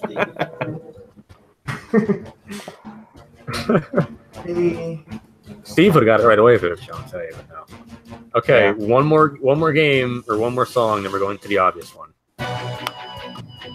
Your next hint, though, is if you played this game and unlock the last fighter unlockable, that monster character was OP as fuck. Oh, is it Godzilla? Is it Godzilla?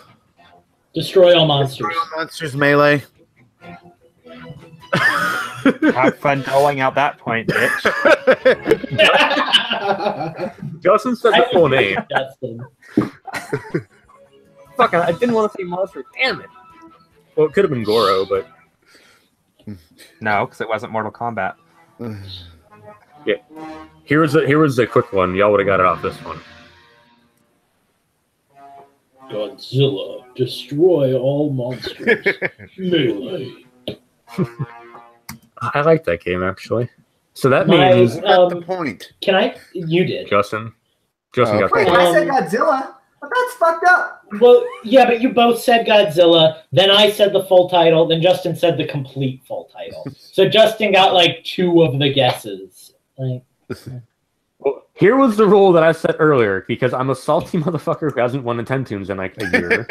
I am not giving out shared points. I have to guess the full name of some of these titles, and I'm going to start adopting that rule too. I said there will be salt in this match, and there is salt. Let's go. Except we are all now tied at 2 points, so none of us have any reason to be salty. Hey, I have 1 more point than I normally do.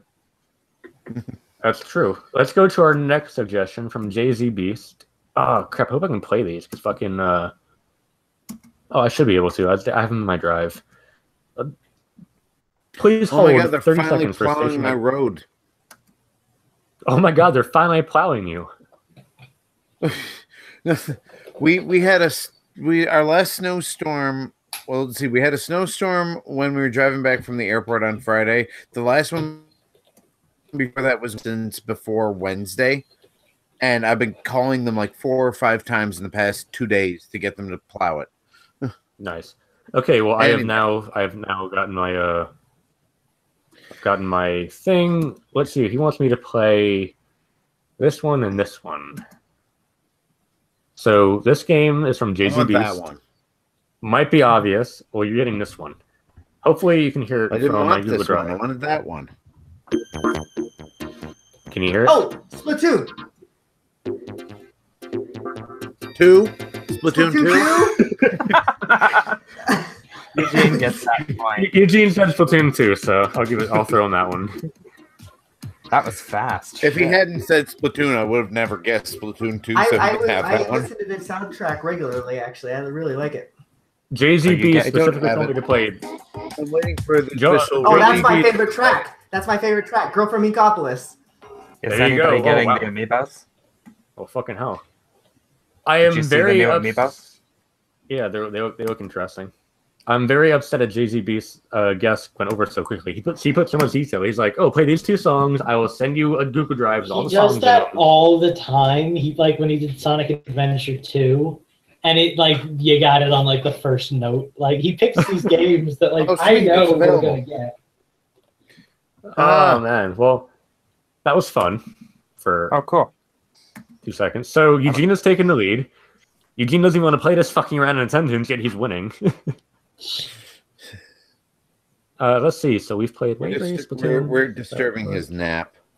Shaq Fu, Necromancer, Metal Arms.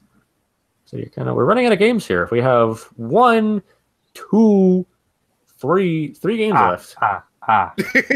Damn it. Whoever just did the count laugh, I hate you. You beat me to it. Yeah, that was me. Figured. This game is also relatively newer. However, I don't think anyone's played it recently, so it might be a while.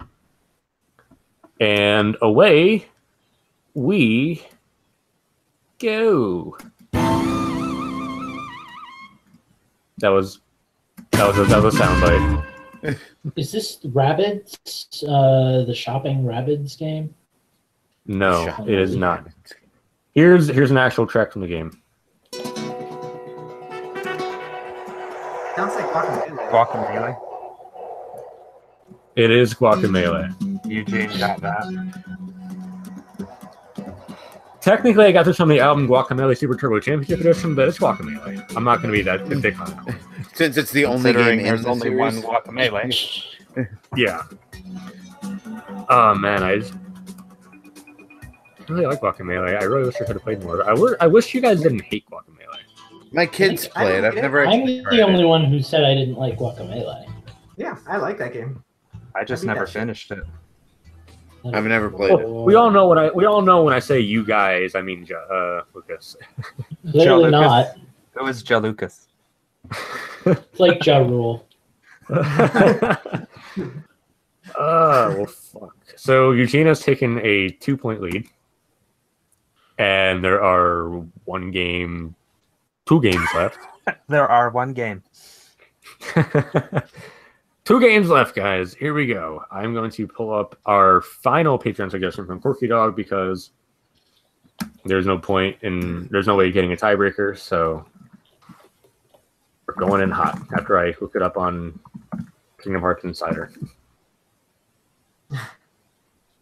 Shout out to you guys if you want to throw some money our way. Kingdom Hearts Insider? Is this a Kingdom Hearts game? Is this Kingdom Hearts like Chain of Memories or something then? Absolutely not. No, Kingdom Hearts Insider has like all these random game rips you can just download shit from. Here we I go. got using a lot of my soundtrack from that until YouTube became a thing. Yep. From Corky Dog. Corky Dog sends us this track.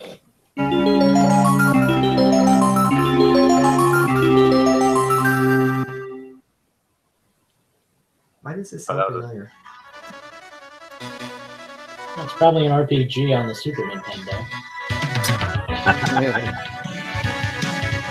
Nah, we don't ever have any of those.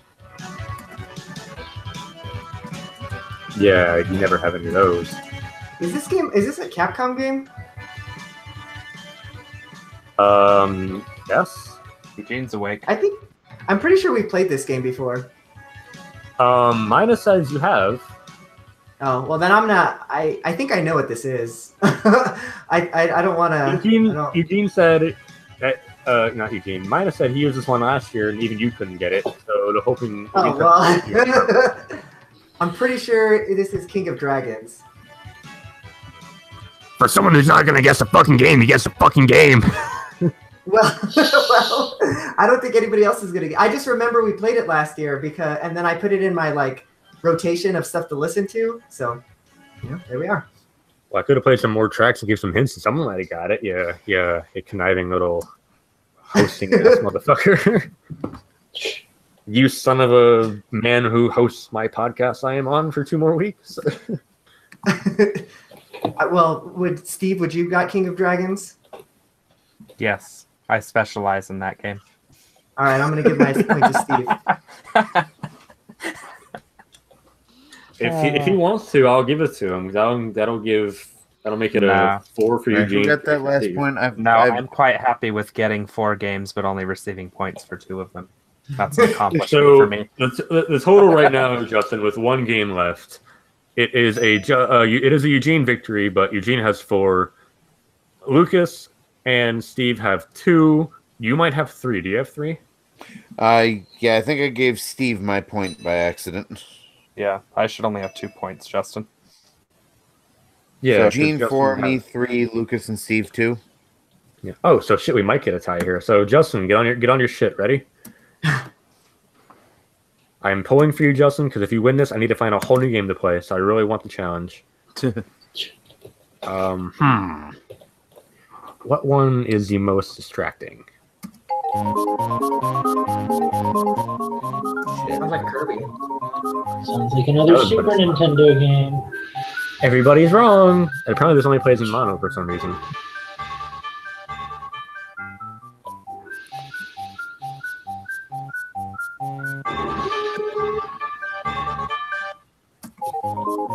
Anything, Justin?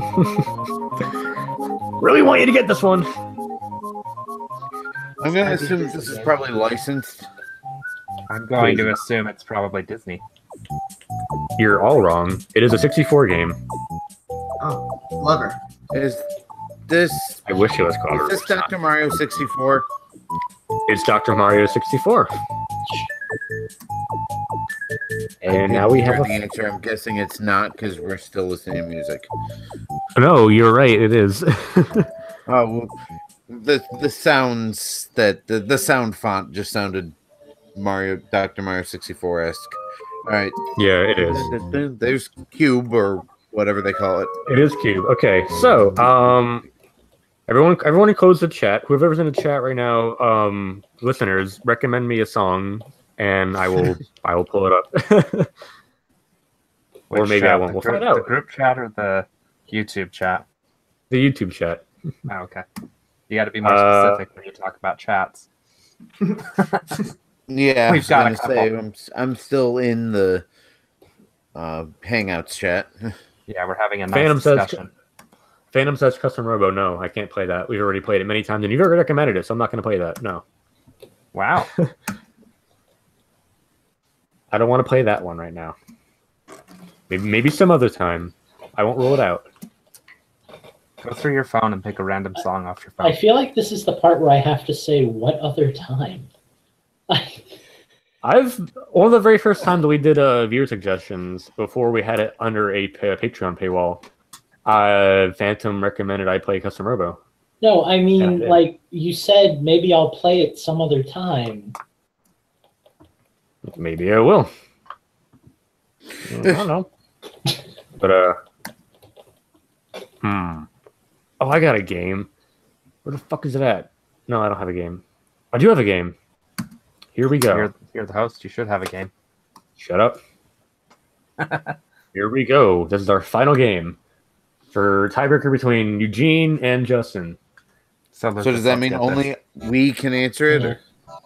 If we get it, then our point goes to our chosen sponsor. All right, shut up. I can't hear the music. Okay, Eugene is my chosen sponsor. I'll take Justin. Is it DuckTales too? Castlevania 1, 2, 3, 4, 5, 6. No, Steve. The first 5 are for Lucas. Everyone else is for. You're all wrong. I got nothing. This is a very boring song. Here we go. Song 2. Oh, I know this. Why do I know this? Mock Rider? Oh, It's Mock Rider. Yes! Eugene wins! Because Justin was an asshole to me. Eugene, would you have guessed Mock Rider?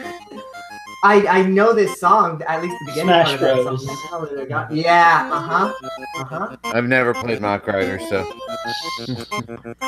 Eugene wins! Well, Justin, I guess it's a good thing we were on a team, huh? Because we're both in the same boat. You're both losers. Good times. I'll take it. Justin, no, I'm slightly mad because I really wanted Justin to win this one because he hasn't won all year.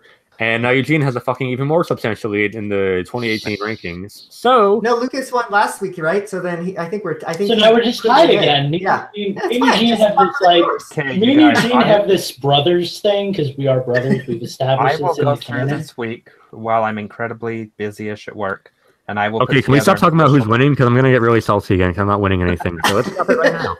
Oh, cool it! I haven't won all year either. All You right. never well, win. We're won gonna take a 3. break here, and then we're gonna move on to the next section. So we'll be right back. I'm getting pie. Oh man, I just lost in Rocket League. 3.5-minute overtime. That's I'm bummer, dude. I'm gonna go pee and get some But chocolate cake. You gave the win for Nintendo Tunes, so I mean you won something tonight. Also true. I'm that one about as well as I expected. I hadn't heard of half of those games you played, so I'm surprised I even won. Never Yeah, I heard was of hoping for that. goddamn Diamond So City. Patreon worked out well for me. My games worked out well for me. Yeah. I'm just Well, I glad I got listened to the Lucas- Splatoon soundtrack. Yeah, really though, because I thought Lucas would have got that right away, but you you inhaled, and by the time you exhaled, it said Splatoon 2 already. I'm not good at getting the music within like the first couple of notes. I need a second like for warm up. So if you guys get it before I do, then you got it. Yeah, I guess so. But the theme for me outside of Patreon was games that I saw yesterday while walking on King Prussia Mall in this old used game store. However, most of those games are fucking sports games, and that really pissed me off because they used to have really great games. I bought a lot of good fucking games from there. And the games I wanted to play that were sports games, they didn't fucking have on that website, so I couldn't download. But I really wanted to play NBA Blitz 2000, but that game wasn't on that website. Because that was the game I actually played on the Game Boy. So I am fucking weird. Blitz was on the Game Boy? Yeah, NFL Blitz 2000 was on the Game Boy, dude. It was actually a really shitty port, but it was there. Was it like Tecmo Bowl-ish or? It was top down. So it was more like 10-yard fight, I guess. But like it was it had football in it. You can play football, so I was very bad at football back then. I got a safety one time and I was very happy because I didn't know what the fuck I was doing. But we're waiting for Steve to come back, and Justin's pissing. Steve is here. Steve's got pie. Justin's getting cake. Yeah, see? Homemade Oreo pie, right out of a box. You almost had me at least out of a box. I don't want anymore. Yeah, that one. That I'm not a huge pie guy, but we had some pie today. Some like I guess it's really cheesecake, but it was so fucking good. If it's chocolate, I'll take it. If it's anything else, was it like cannabis cheesecake or something? Because you seem especially Mellow. fun. I'm just tired. Been working, so I painted this morning. Finally finished the room. Nice. I had fucking animal care duty on Friday like morning at 6 o'clock in the morning. I've just been dead ever since then because I had to do them. I wanted to go to bed at like 8 o'clock Thursday night. Had an emergency dog sit I had to go to, So I didn't go to bed till like 11 o'clock. So I was just dead. Then I fucking spent the weekend with my girlfriend, walking around exploring things. So yeah, sleep was not my friend. I didn't get enough of it. I'm gonna have to ask Steve to help me out with some more lab ratting, not tonight, but later this week, because I'm learning how to make. Yep, learning how to put my game online. So I need to try some new things out that I read about, but we'll see what happens. I can help too.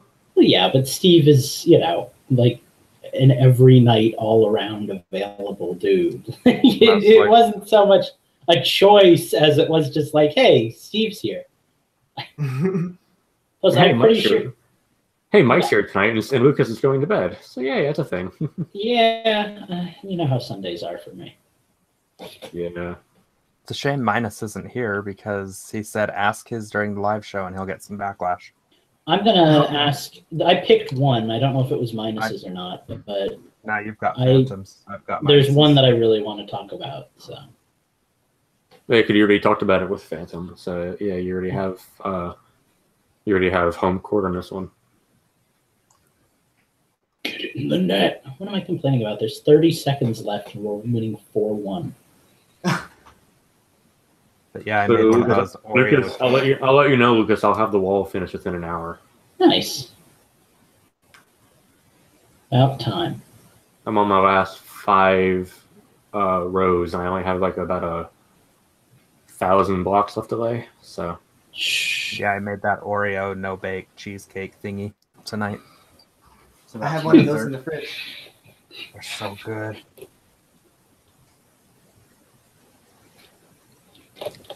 Man, Justin is taking a good fucking time on that cake. I thought Justin was peeing and Steve was having cake. I think we have a new listener, Melanie. Hi, Melanie. Hello, Melanie. Oh, that's our web designer. Oh, that is. Hi, Melanie. What up? You are now listening to the worst podcast, but also the best podcast because we are here. Oh, by the way, I think we forgot to talk about it at the beginning of the show, but I'm hosting Nintendo Tunes next week. Oh, nice. That works. I don't have to worry about looking for downloads. Before we move into the question block too, I feel we probably should talk about our giveaway, so then it's not at the end of the show. So whoever leads us in, maybe talk about that. I kind of have this fear that our end of the show content gets like the least attention. So that might not be a bad idea. If you want, Steve, unless you want to lead us in, we can switch questions. I mean, not questions, we can switch positions. The order. I'm good. I can lead us in and mention the giveaway. I know you've got. I lead in because I host anxiety. No, the guy who's going to start the first question leads in. Yeah. Okay, whatever. That's usually how we do it, right? Yeah.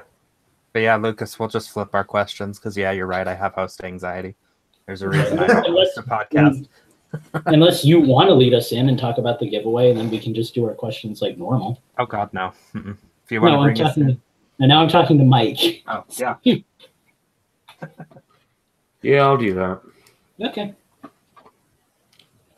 Speaking of fucking the mail place I was gonna go to mail your shit closed, like for good. It doesn't exist anymore. So tomorrow when I'm driving around the city, I will hit up the other place that charges more, but we'll get it out faster. Also, I couldn't find that. Also, I couldn't find the M&M kart racing game, so I really delayed trying to send that out before I could find that. Well, it's okay. We'll be playing Hello Kitty together to get a new Infendo plays up. So. That sounds awful. I want everyone participating. Hello Kitty Racer Extreme Triple Cross. I want to get Beach Buggy Racing now because I'm actually like talking to Vector Unit on Twitter and stuff because I like Riptide. So I kind of want to try that one. It's probably just as weird, but I want to try it. And there's Justin. What?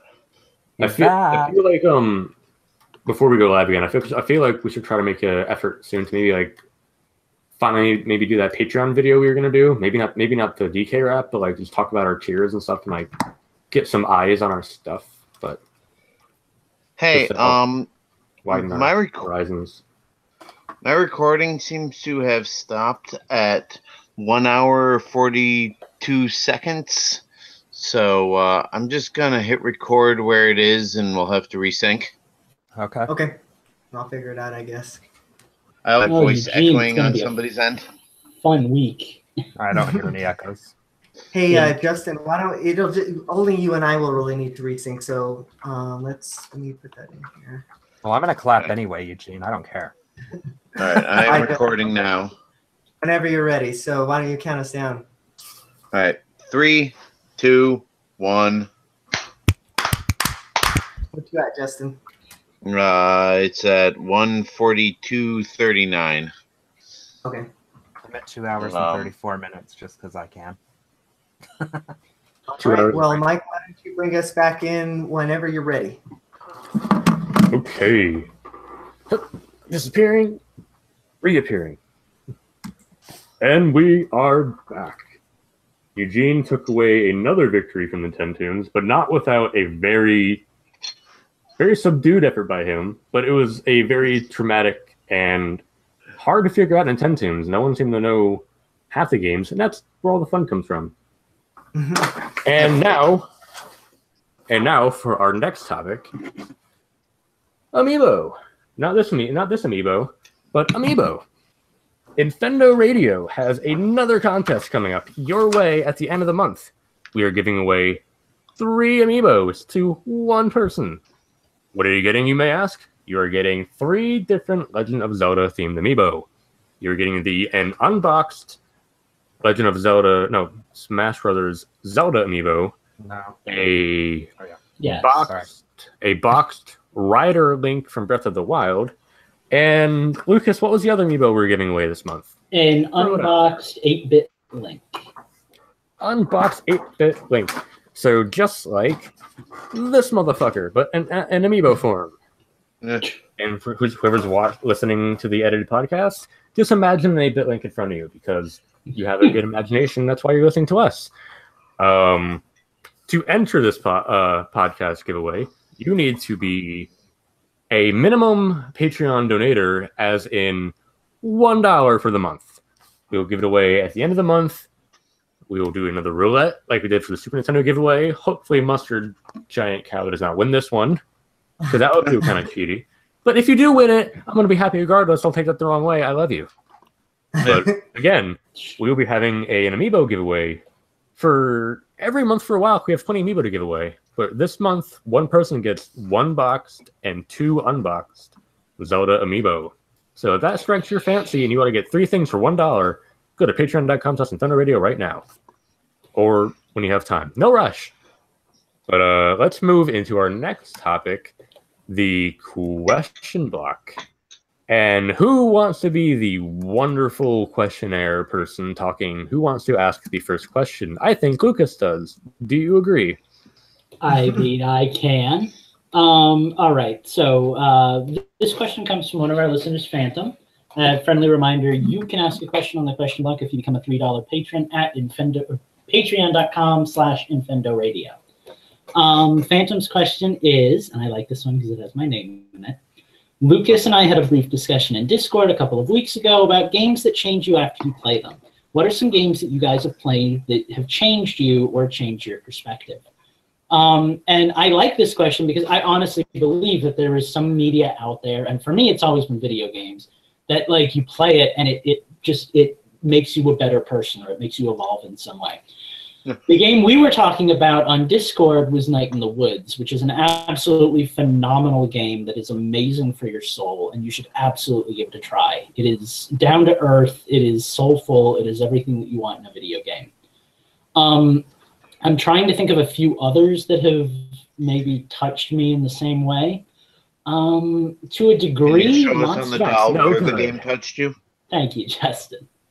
To a degree, Monster Hunter, it hasn't really been like a very like enlightening game, but I mean, it has kind of been like a brotherhood thing with Mike, and to a lesser degree now, Steve and some of the listeners and everything, because we've done some hunts together. And but I think the other game that really messed with me and I think kind of helped me grow as a person after the fact was Zero Escape Virtue's Last Reward, which was the like my game of all time pick for when we did our list last year. It just deals with a lot of concepts about like immortality and parallel realities, and like morality, and what's good isn't always good and what's bad isn't always bad. And it really, I think it helped me grow a little bit as a human being. But yeah, those are two of my picks easily.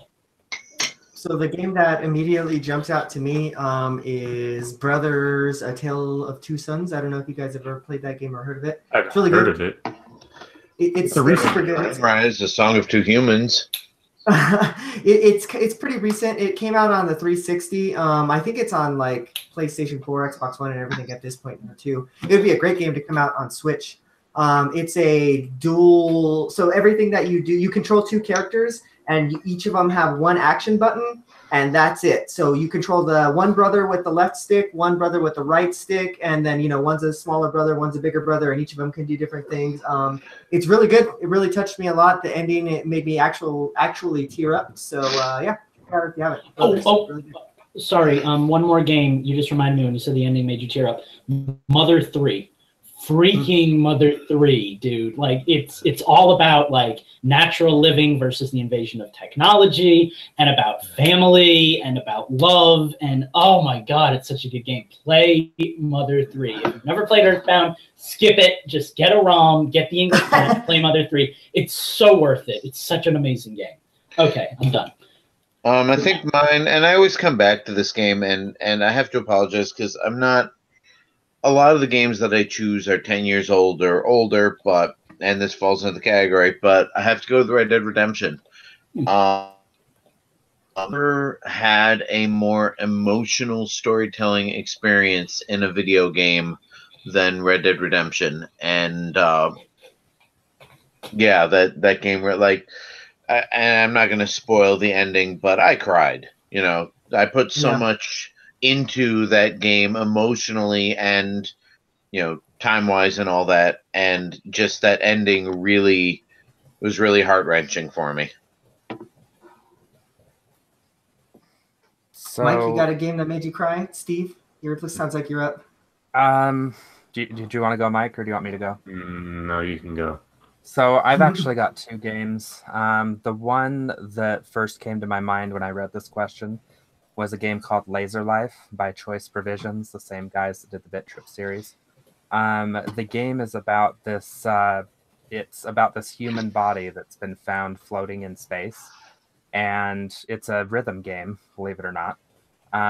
But the game itself is all about these aliens basically reconstructing this man's, you assume it's a man, but it's about you reconstructing this man's. Did you memories. just assume this game's gender?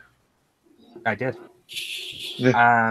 So it's about you reconstructing this man's memories and finding out what was important to him in his life, which was actually kind of a cool thing, especially when you see the final memory.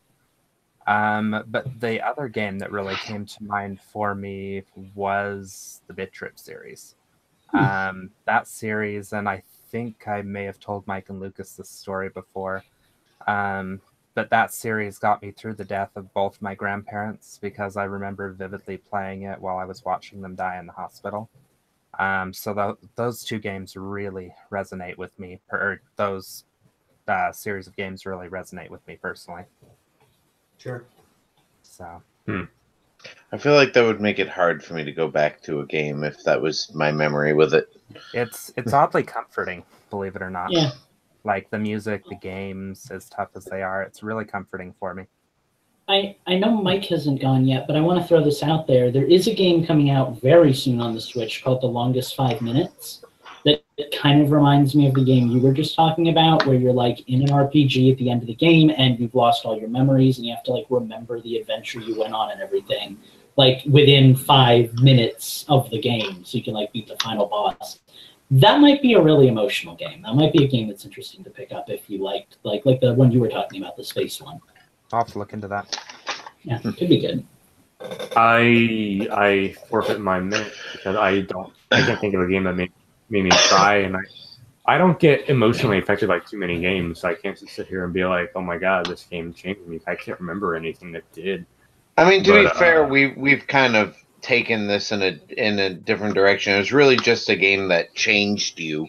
So, I mean, if it makes you, if Tetris made you think about how you pack for a vacation better, then I think that qualifies for. Well, I mean, if we're gonna go that simple, I'm gonna say like Dr. Mario and Tetris like remind me of my mother in so many ways because she like was a genius of those fucking games whenever I play. My mom loves Dr. Mario. And I know it's a very motherly game to play. Like every mother on Earth seems to love Dr. Mario and Tetris, but like my mother is like a fucking god at those games. I don't know why, but like whenever I come online and I just body every one of you guys on Tetris and you all fight me 3-on-1 and I still win, I'm always sitting there like, yeah, thanks, Mom. You taught me how to raise hell in a competitive game. So I appreciate that. Let's also not belittle Steve's choice of Bit Trip just because it's more of a memory than anything. I think those games probably did a lot of healing. No, I wasn't trying. I'm not trying to belittle anything either. Wrong. I was just saying we kind of. No, I didn't take that at all. That anyone said that. So. But trust me, if I want to insult one of you guys, I'll be blatant about it. All right, Steve, why don't you take us to our next question? All right, so Minus asks us, what's the most recent game you rage quit and never picked it up again? Donkey Kong Country Tropical Freeze. I knew that was going to be your answer. So, yeah, I got like halfway through it and I just never picked it up again. I'm probably going to play it again, but, that's mine. My answer is kind of a cheater one. It's a game that I rage quit and didn't pick up for like a year, but then I did come back to it, which was Dark Souls, and I'm glad I did come back to it. So, but I can't really think of anything else beyond that, so I'm going to give up my time to whoever's next. All right, I have a... Wait, hang on. Should one of us go while you're doing what you're doing? Well, what I'm doing is trying to figure out what I'm recording through because my snowball came unplugged. Eugene edited this out. You're probably going to have to start your Audacity and start it up again if you unplugged it.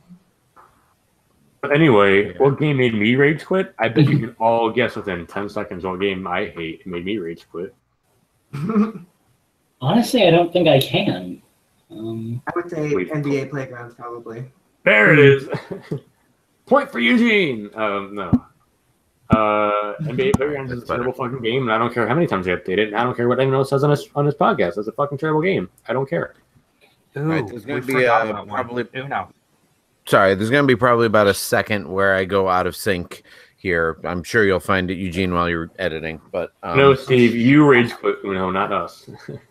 Are we all? Have you guys played it since? I don't usually rage quit games. I tend to just kind of just taper out. Like I'll start to play it less frequently and then eventually just stop playing it. That's what happened with me with Metroid Prime.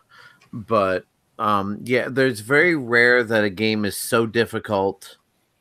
If a game is so difficult, I'll just play it or won't play it. If it reaches a point where it is challenging me, I will press through the challenge most of the time. But usually it's just I lose interest rather than rage quit. I'm not sure if I've rage quit a game since I was like a really little kid. Like I'm talking like 8 years old playing Ocarina of Time, like screaming at the TV. But probably the closest game to that would be Sonic 06, which isn't really a Nintendo game, so it doesn't really count. That game, if you haven't played it, is a glitchy mess. And like the Sonic hating of the community, like Justin out there right now is itching to say, aren't they all? But this game is a glitchy mess. Horribly so. There's this segment early in the game where you have to run at like a high speed because it's a Sonic game, and you're constantly moving. You're constantly moving forward, and if you touch anything, you die, and you have to restart the level over from the beginning. And that's because this is not a complete game. This is a tech demo that somebody rushed and released as a complete game, and the quality shows. So like I don't know if I ever got past that segment. I might have forced myself to. But at some point, I just said, I can't play this game. Like, it's not a game. It's just a mess. but like it's so hard and not in a good way. You just reminded me of a game that I probably came the closest to rage quitting, and it was F-Zero GX. Because it was that same sort of thing where, you know, it's story mode. Yeah, I don't know whether it's story mode or anything. Yeah, story mode I rage quit early on. Yeah. Story mode I barely got anywhere in, and just the main game, like it's so fast and so difficult that I'm like, I can't do this anymore. I'll be real, like as much as I respect F-Zero on the Super Nintendo for being like the game that like that was my dad's game, so like that had to be my game. Like I love that game because I love my dad, and like, you know. But F-Zero GX was like my F-Zero. Like I was in high school or middle school or whatever, and frickin' I tore through that game, man. I love F-Zero X is still my favorite of the series. See, F-Zero X is the game that I never played because it was at that awkward in-between phase, and like I have no desire to play it now because I have GX. Like, you know. Mike, did you rage quit anything yet? Have you given us your answer on this one? Everything. You literally guessed my answer. Yeah, NBA Playgrounds. Cool. All right, then we are going to move on to our next segment, and that's change the system. I'll start here because I literally haven't really been playing anything this week. I played a round of PUBG, and I got a chicken dinner, motherfucker. So, it tastes so good. I still don't know what that game is. That's it? We ever gonna play that game together, Eugene? I could even film us playing that game together. We need to. Actually, we could, right? We can stream it straight to whatever with Xbox, right? I'm thinking when you stop working so much overtime and I can actually commit a couple of hours to sitting down in the daytime and playing a game, we got to play some PUBG together. Down. Well, do you want to, I guess, roll into it since you're already talking about some of the games, Lucas? What have you been playing this week? Might as freaking well. I actually haven't had a very busy game playing segment. Did a little Skyrim because it was nice to kind of retreat into a fantasy world of murdering everyone. Started up an account as an orc. Literally made it my objective to kill everyone in every town.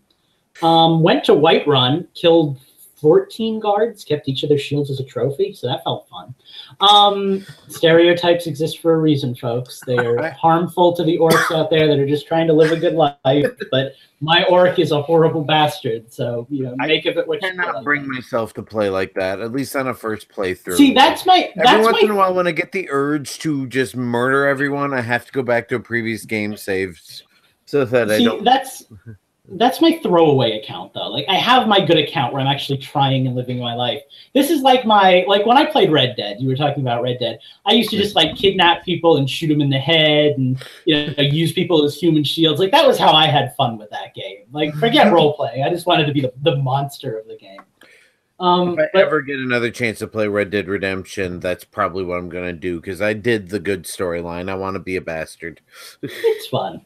But anyway, I played a little bit of that. I got a new game, Disc Jam, which I know Mike also got. We haven't played it together yet. Hopefully that'll be in Infendo Plays. Hard. It's a hard game, but it's a fun game. It's really rewarding. It has that same vibe as like Rocket League to it. Other than that, I'm trying to think if I played anything substantial. I briefly downloaded Pokemon Go, but I haven't really tapped into it. I doubt I'm going to get back into it. I've been kind of grinding through Fire Emblem Warriors because there's a bunch of content in that I haven't gotten. And there's new DLC coming out on Valentine's Day. So I'm looking forward to that. I guess the last thing of note is I went over to my friend's house the other day this week, and we played Bubsy on the PlayStation 4. I don't know if you guys know what Bubsy is, but it's a shit game. Yeah, it is absolutely garbage, and we knew it would be, and we looked at each other and said, what could possibly go wrong? And then we booted it up. And I will say, it was garbage, but it was competent garbage. It wasn't Bubsy level garbage. It was just the world's most boring 2D platformer that you could ever play. But that was Bubsy. Did that for a little bit. Other than that, I really haven't been doing much. I am ambitiously trying to get online gaming working in my own game design stuff. Not for Hue Adventure, for like a separate side project that I want to work on when I get bored. I have no idea if logistically I'm going to be able to do it, but I want to try. So more on that in the future, but that's pretty much my life. I haven't really been playing many games lately. Fair enough. You want to jump in here, Justin? You got your throat clearing here. Sorry. Well, I was literally just clearing my throat. I played a little bit of Skyrim and some Mario Kart and some Blaster Master on the plane. Aside from that, the only other game I've played in the past week and a half to 2 weeks was Buzz Lightyear's Space Ranger Spin. So, which for those of you who don't know is a ride in the Magic Kingdom where you shoot at targets with a laser. So, yeah, it hasn't been a very big gaming week for me because of my Disney vacation, but we'll see what this week brings. How far into Blaster Master are you? I think I just made it to stage 2. That's about where I'm at. It's kind of a hey, I have 5 minutes to play a game, and I don't really have time to wait for loading, so I'll play this until I get to a checkpoint, sort of thing. Yeah, it goes really good in short bursts. I've noticed when you're just looking for something to kill a few minutes. Yeah, well, I mean, it's a good game, but you know. Yeah, you played the you used your Mario wedding outfit amiibo to propose, so I guess there's that. I do what now? Just a bad attempt at a segue, so we're just gonna move past that. Mike, what have you been playing this week? How is that even a segue though? Like, what are you segueing into? Like, is it because I made the amiibo announcement? Like, I don't understand. Anyway, I haven't played much of anything either, and I'm probably not gonna play anything for a while because I'm just so fucking exhausted. But I'm playing Minecraft right now. The wall is finished. The wall is done. Now I'm just being a dick and trying to use sponges to drain water because. Well, at least someone was able to complete a wall. Because God, even back like for one show, he made like 10 Trump jokes, and I'm already like, Justin, it's huge. I can't help it. They write themselves. But anyway, now I'm just dicking around with sponges because Steve said it's a fun way to drain water. It's not fun. I didn't say fun. Played a little bit of Dragon Ball. Doing some stuff in that. Lucas and I are doing something, but we can't talk about it yet because it's not the way to talk about it yet. I downloaded Crypto the Necrodancer, and I fucking love that game. I've loved that game for years. I've just finally started playing it now, and I feel bad for waiting for so long. A little bit of Monster Hunter. I turned on ARMS to try the Party Crash, and then I remembered I don't care for Springtron or Kid Cobra. And this jam is downloading. I tried this game called Mad Carnage for a review. It's like Mad Max meets like a real-time strat, not an RTS, but like a turn-based like Fire Emblem kind of game. And oh my god, it's fucking not my kind of game. It is not my kind of game at all, and I'm not looking forward to playing it again. Well, on the bright side, I mean, you did download it, but they just gave out those review codes to like anybody who was subscribed to their email mailing list. So it's not like you actually requested it. So you don't really have a responsibility. But I still want to, and so if they ever see it, they can be like, "Hey, they reviewed our game. That's nice of them." Yeah. But journalistic integrity. Yes. Anyway, that's about it. I played Monster Hunter Stories. I'm probably gonna play that tonight because no one's around to play anything with me. Because even the Infendos are sick. So yeah, I'm just gonna hang out and play nothing for the rest of the week because I have a busy school week. That's me, everybody! Hooray! Yay! Yeah, all the Infendos got what we all had last month. So, sorry, guys. We got y'all sick.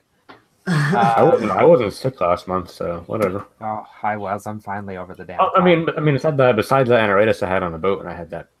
Anyway. Oh yeah, I forgot about that. So I've been playing a weird mishmash of stuff this week. I've played a little bit of ukulele. I'm in the third world. I was a little surprised there was no boss fight between the second and the third world. Really?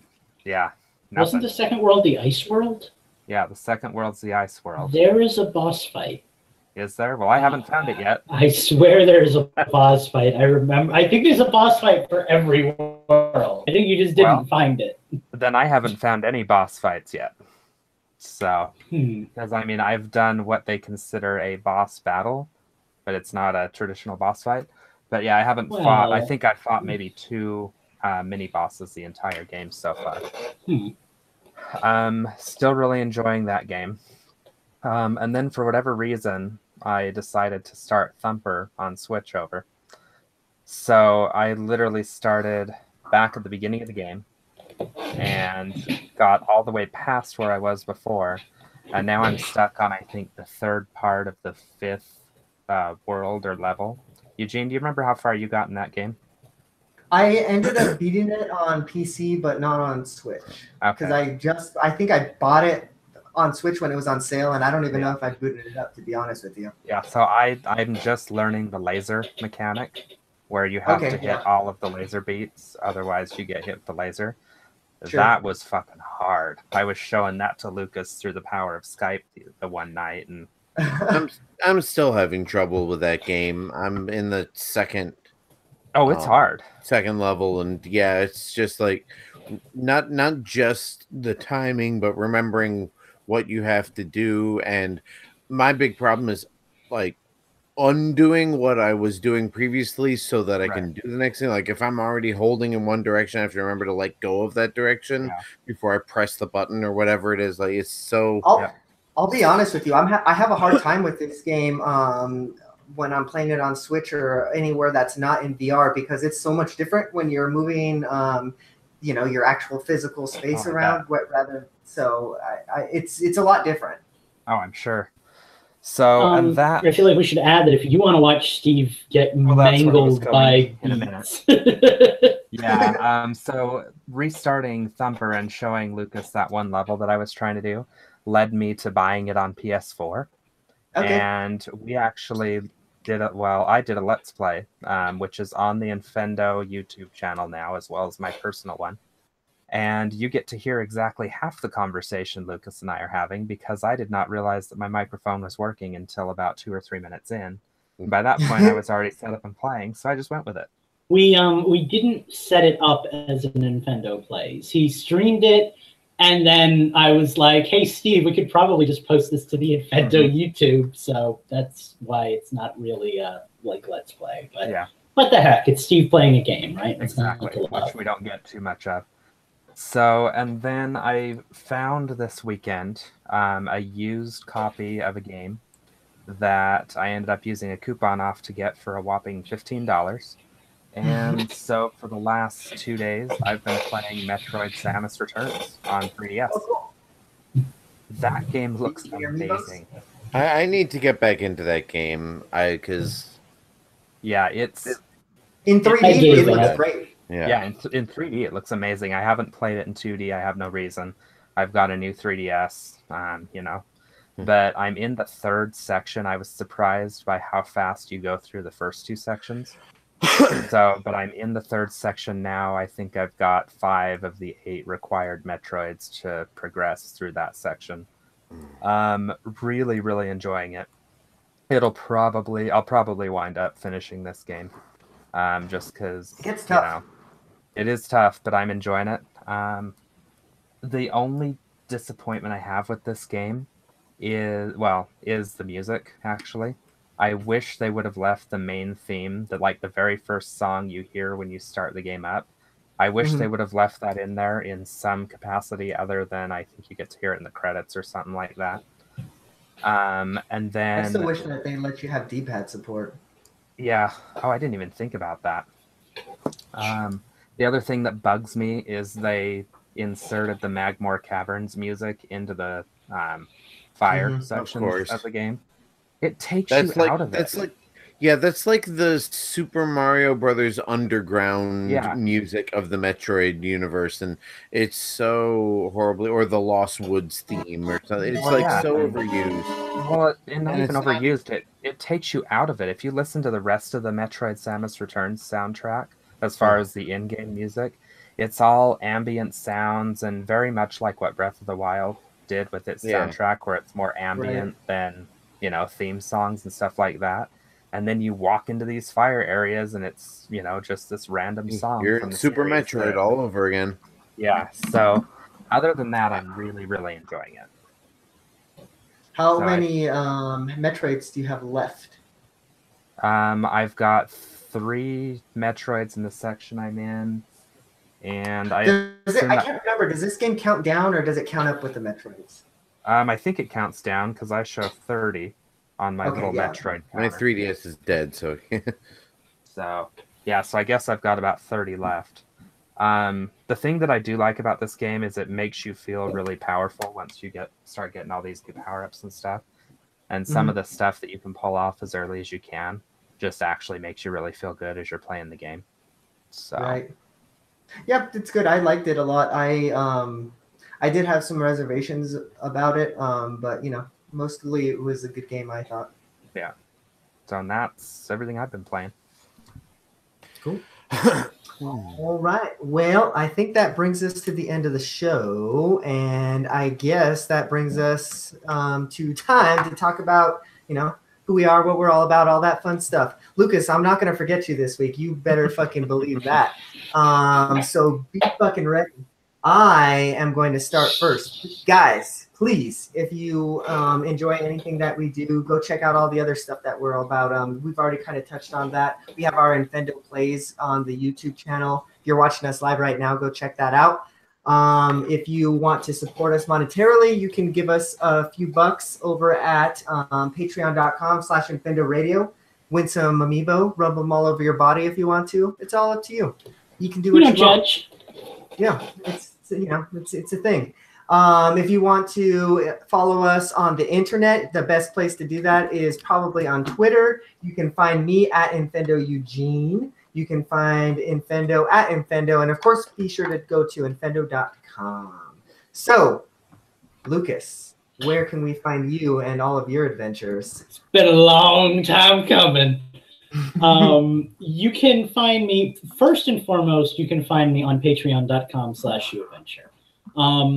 That's where I have my little Patreon for the game that I'm working on. Every month I release an update. If you're a $5 patron or more, you get access to that update. I really need to get that free one updated because I have not updated that since like December. And there's new content that you need to be playing in it, even if you don't want to be my patron.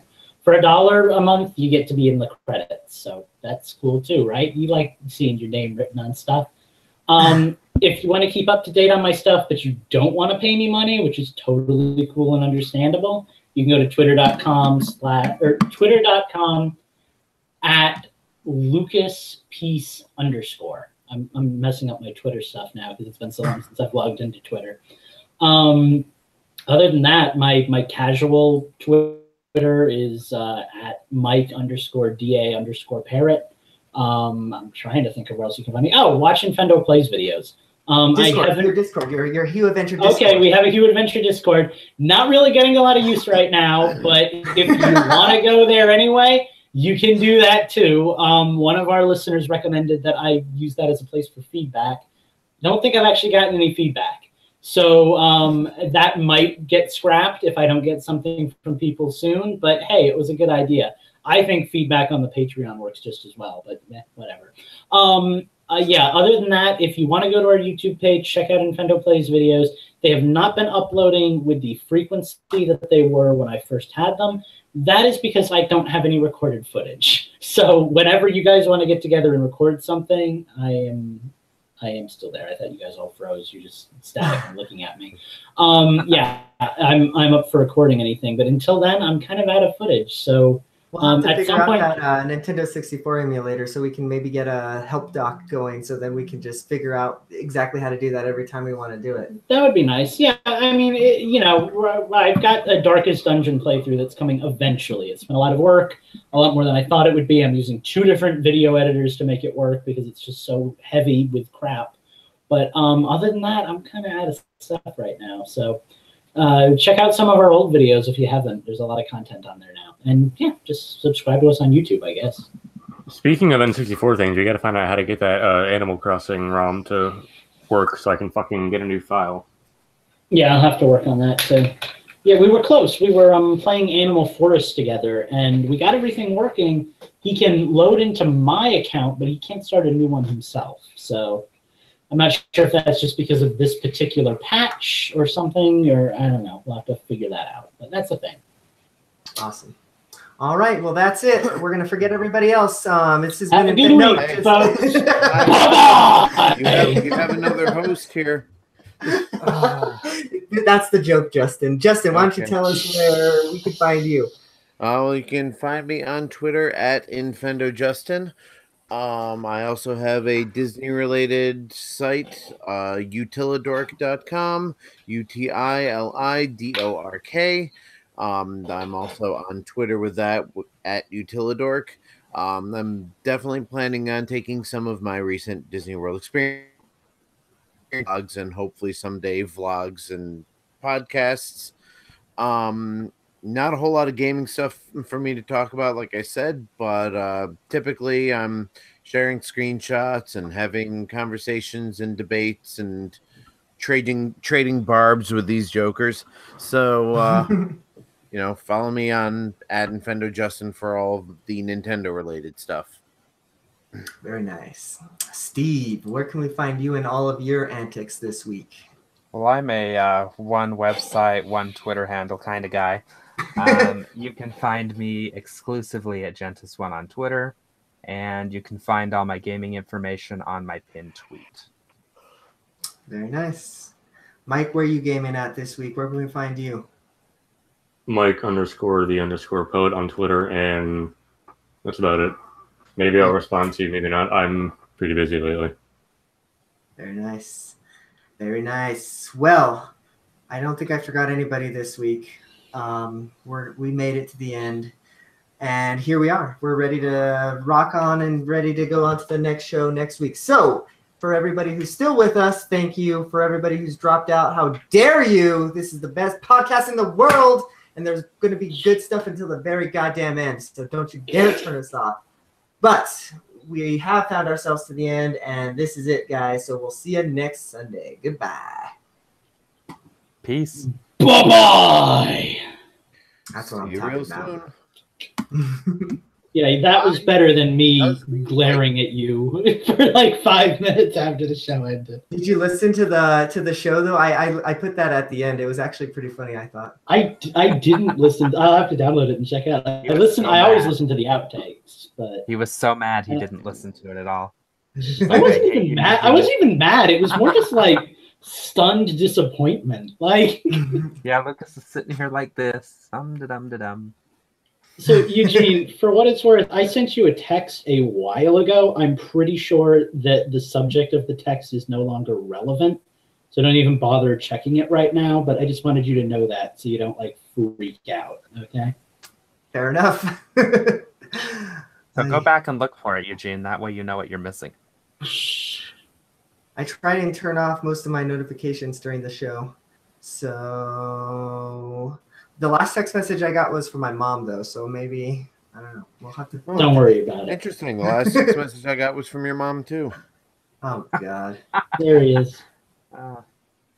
Last text message I got was from my wife. Well, this is going to make some What a good coincidence. after-show The last content text for the message I got was from YouTube your channel. wife, too. Jesus. Anybody else Hi. want to say who their last text was from? So No, because then I'm gonna get a Justin retort, and I don't feel like No. one. well, we know what the retort is. The last text I got was from insert the last text. Yeah, which here. is why.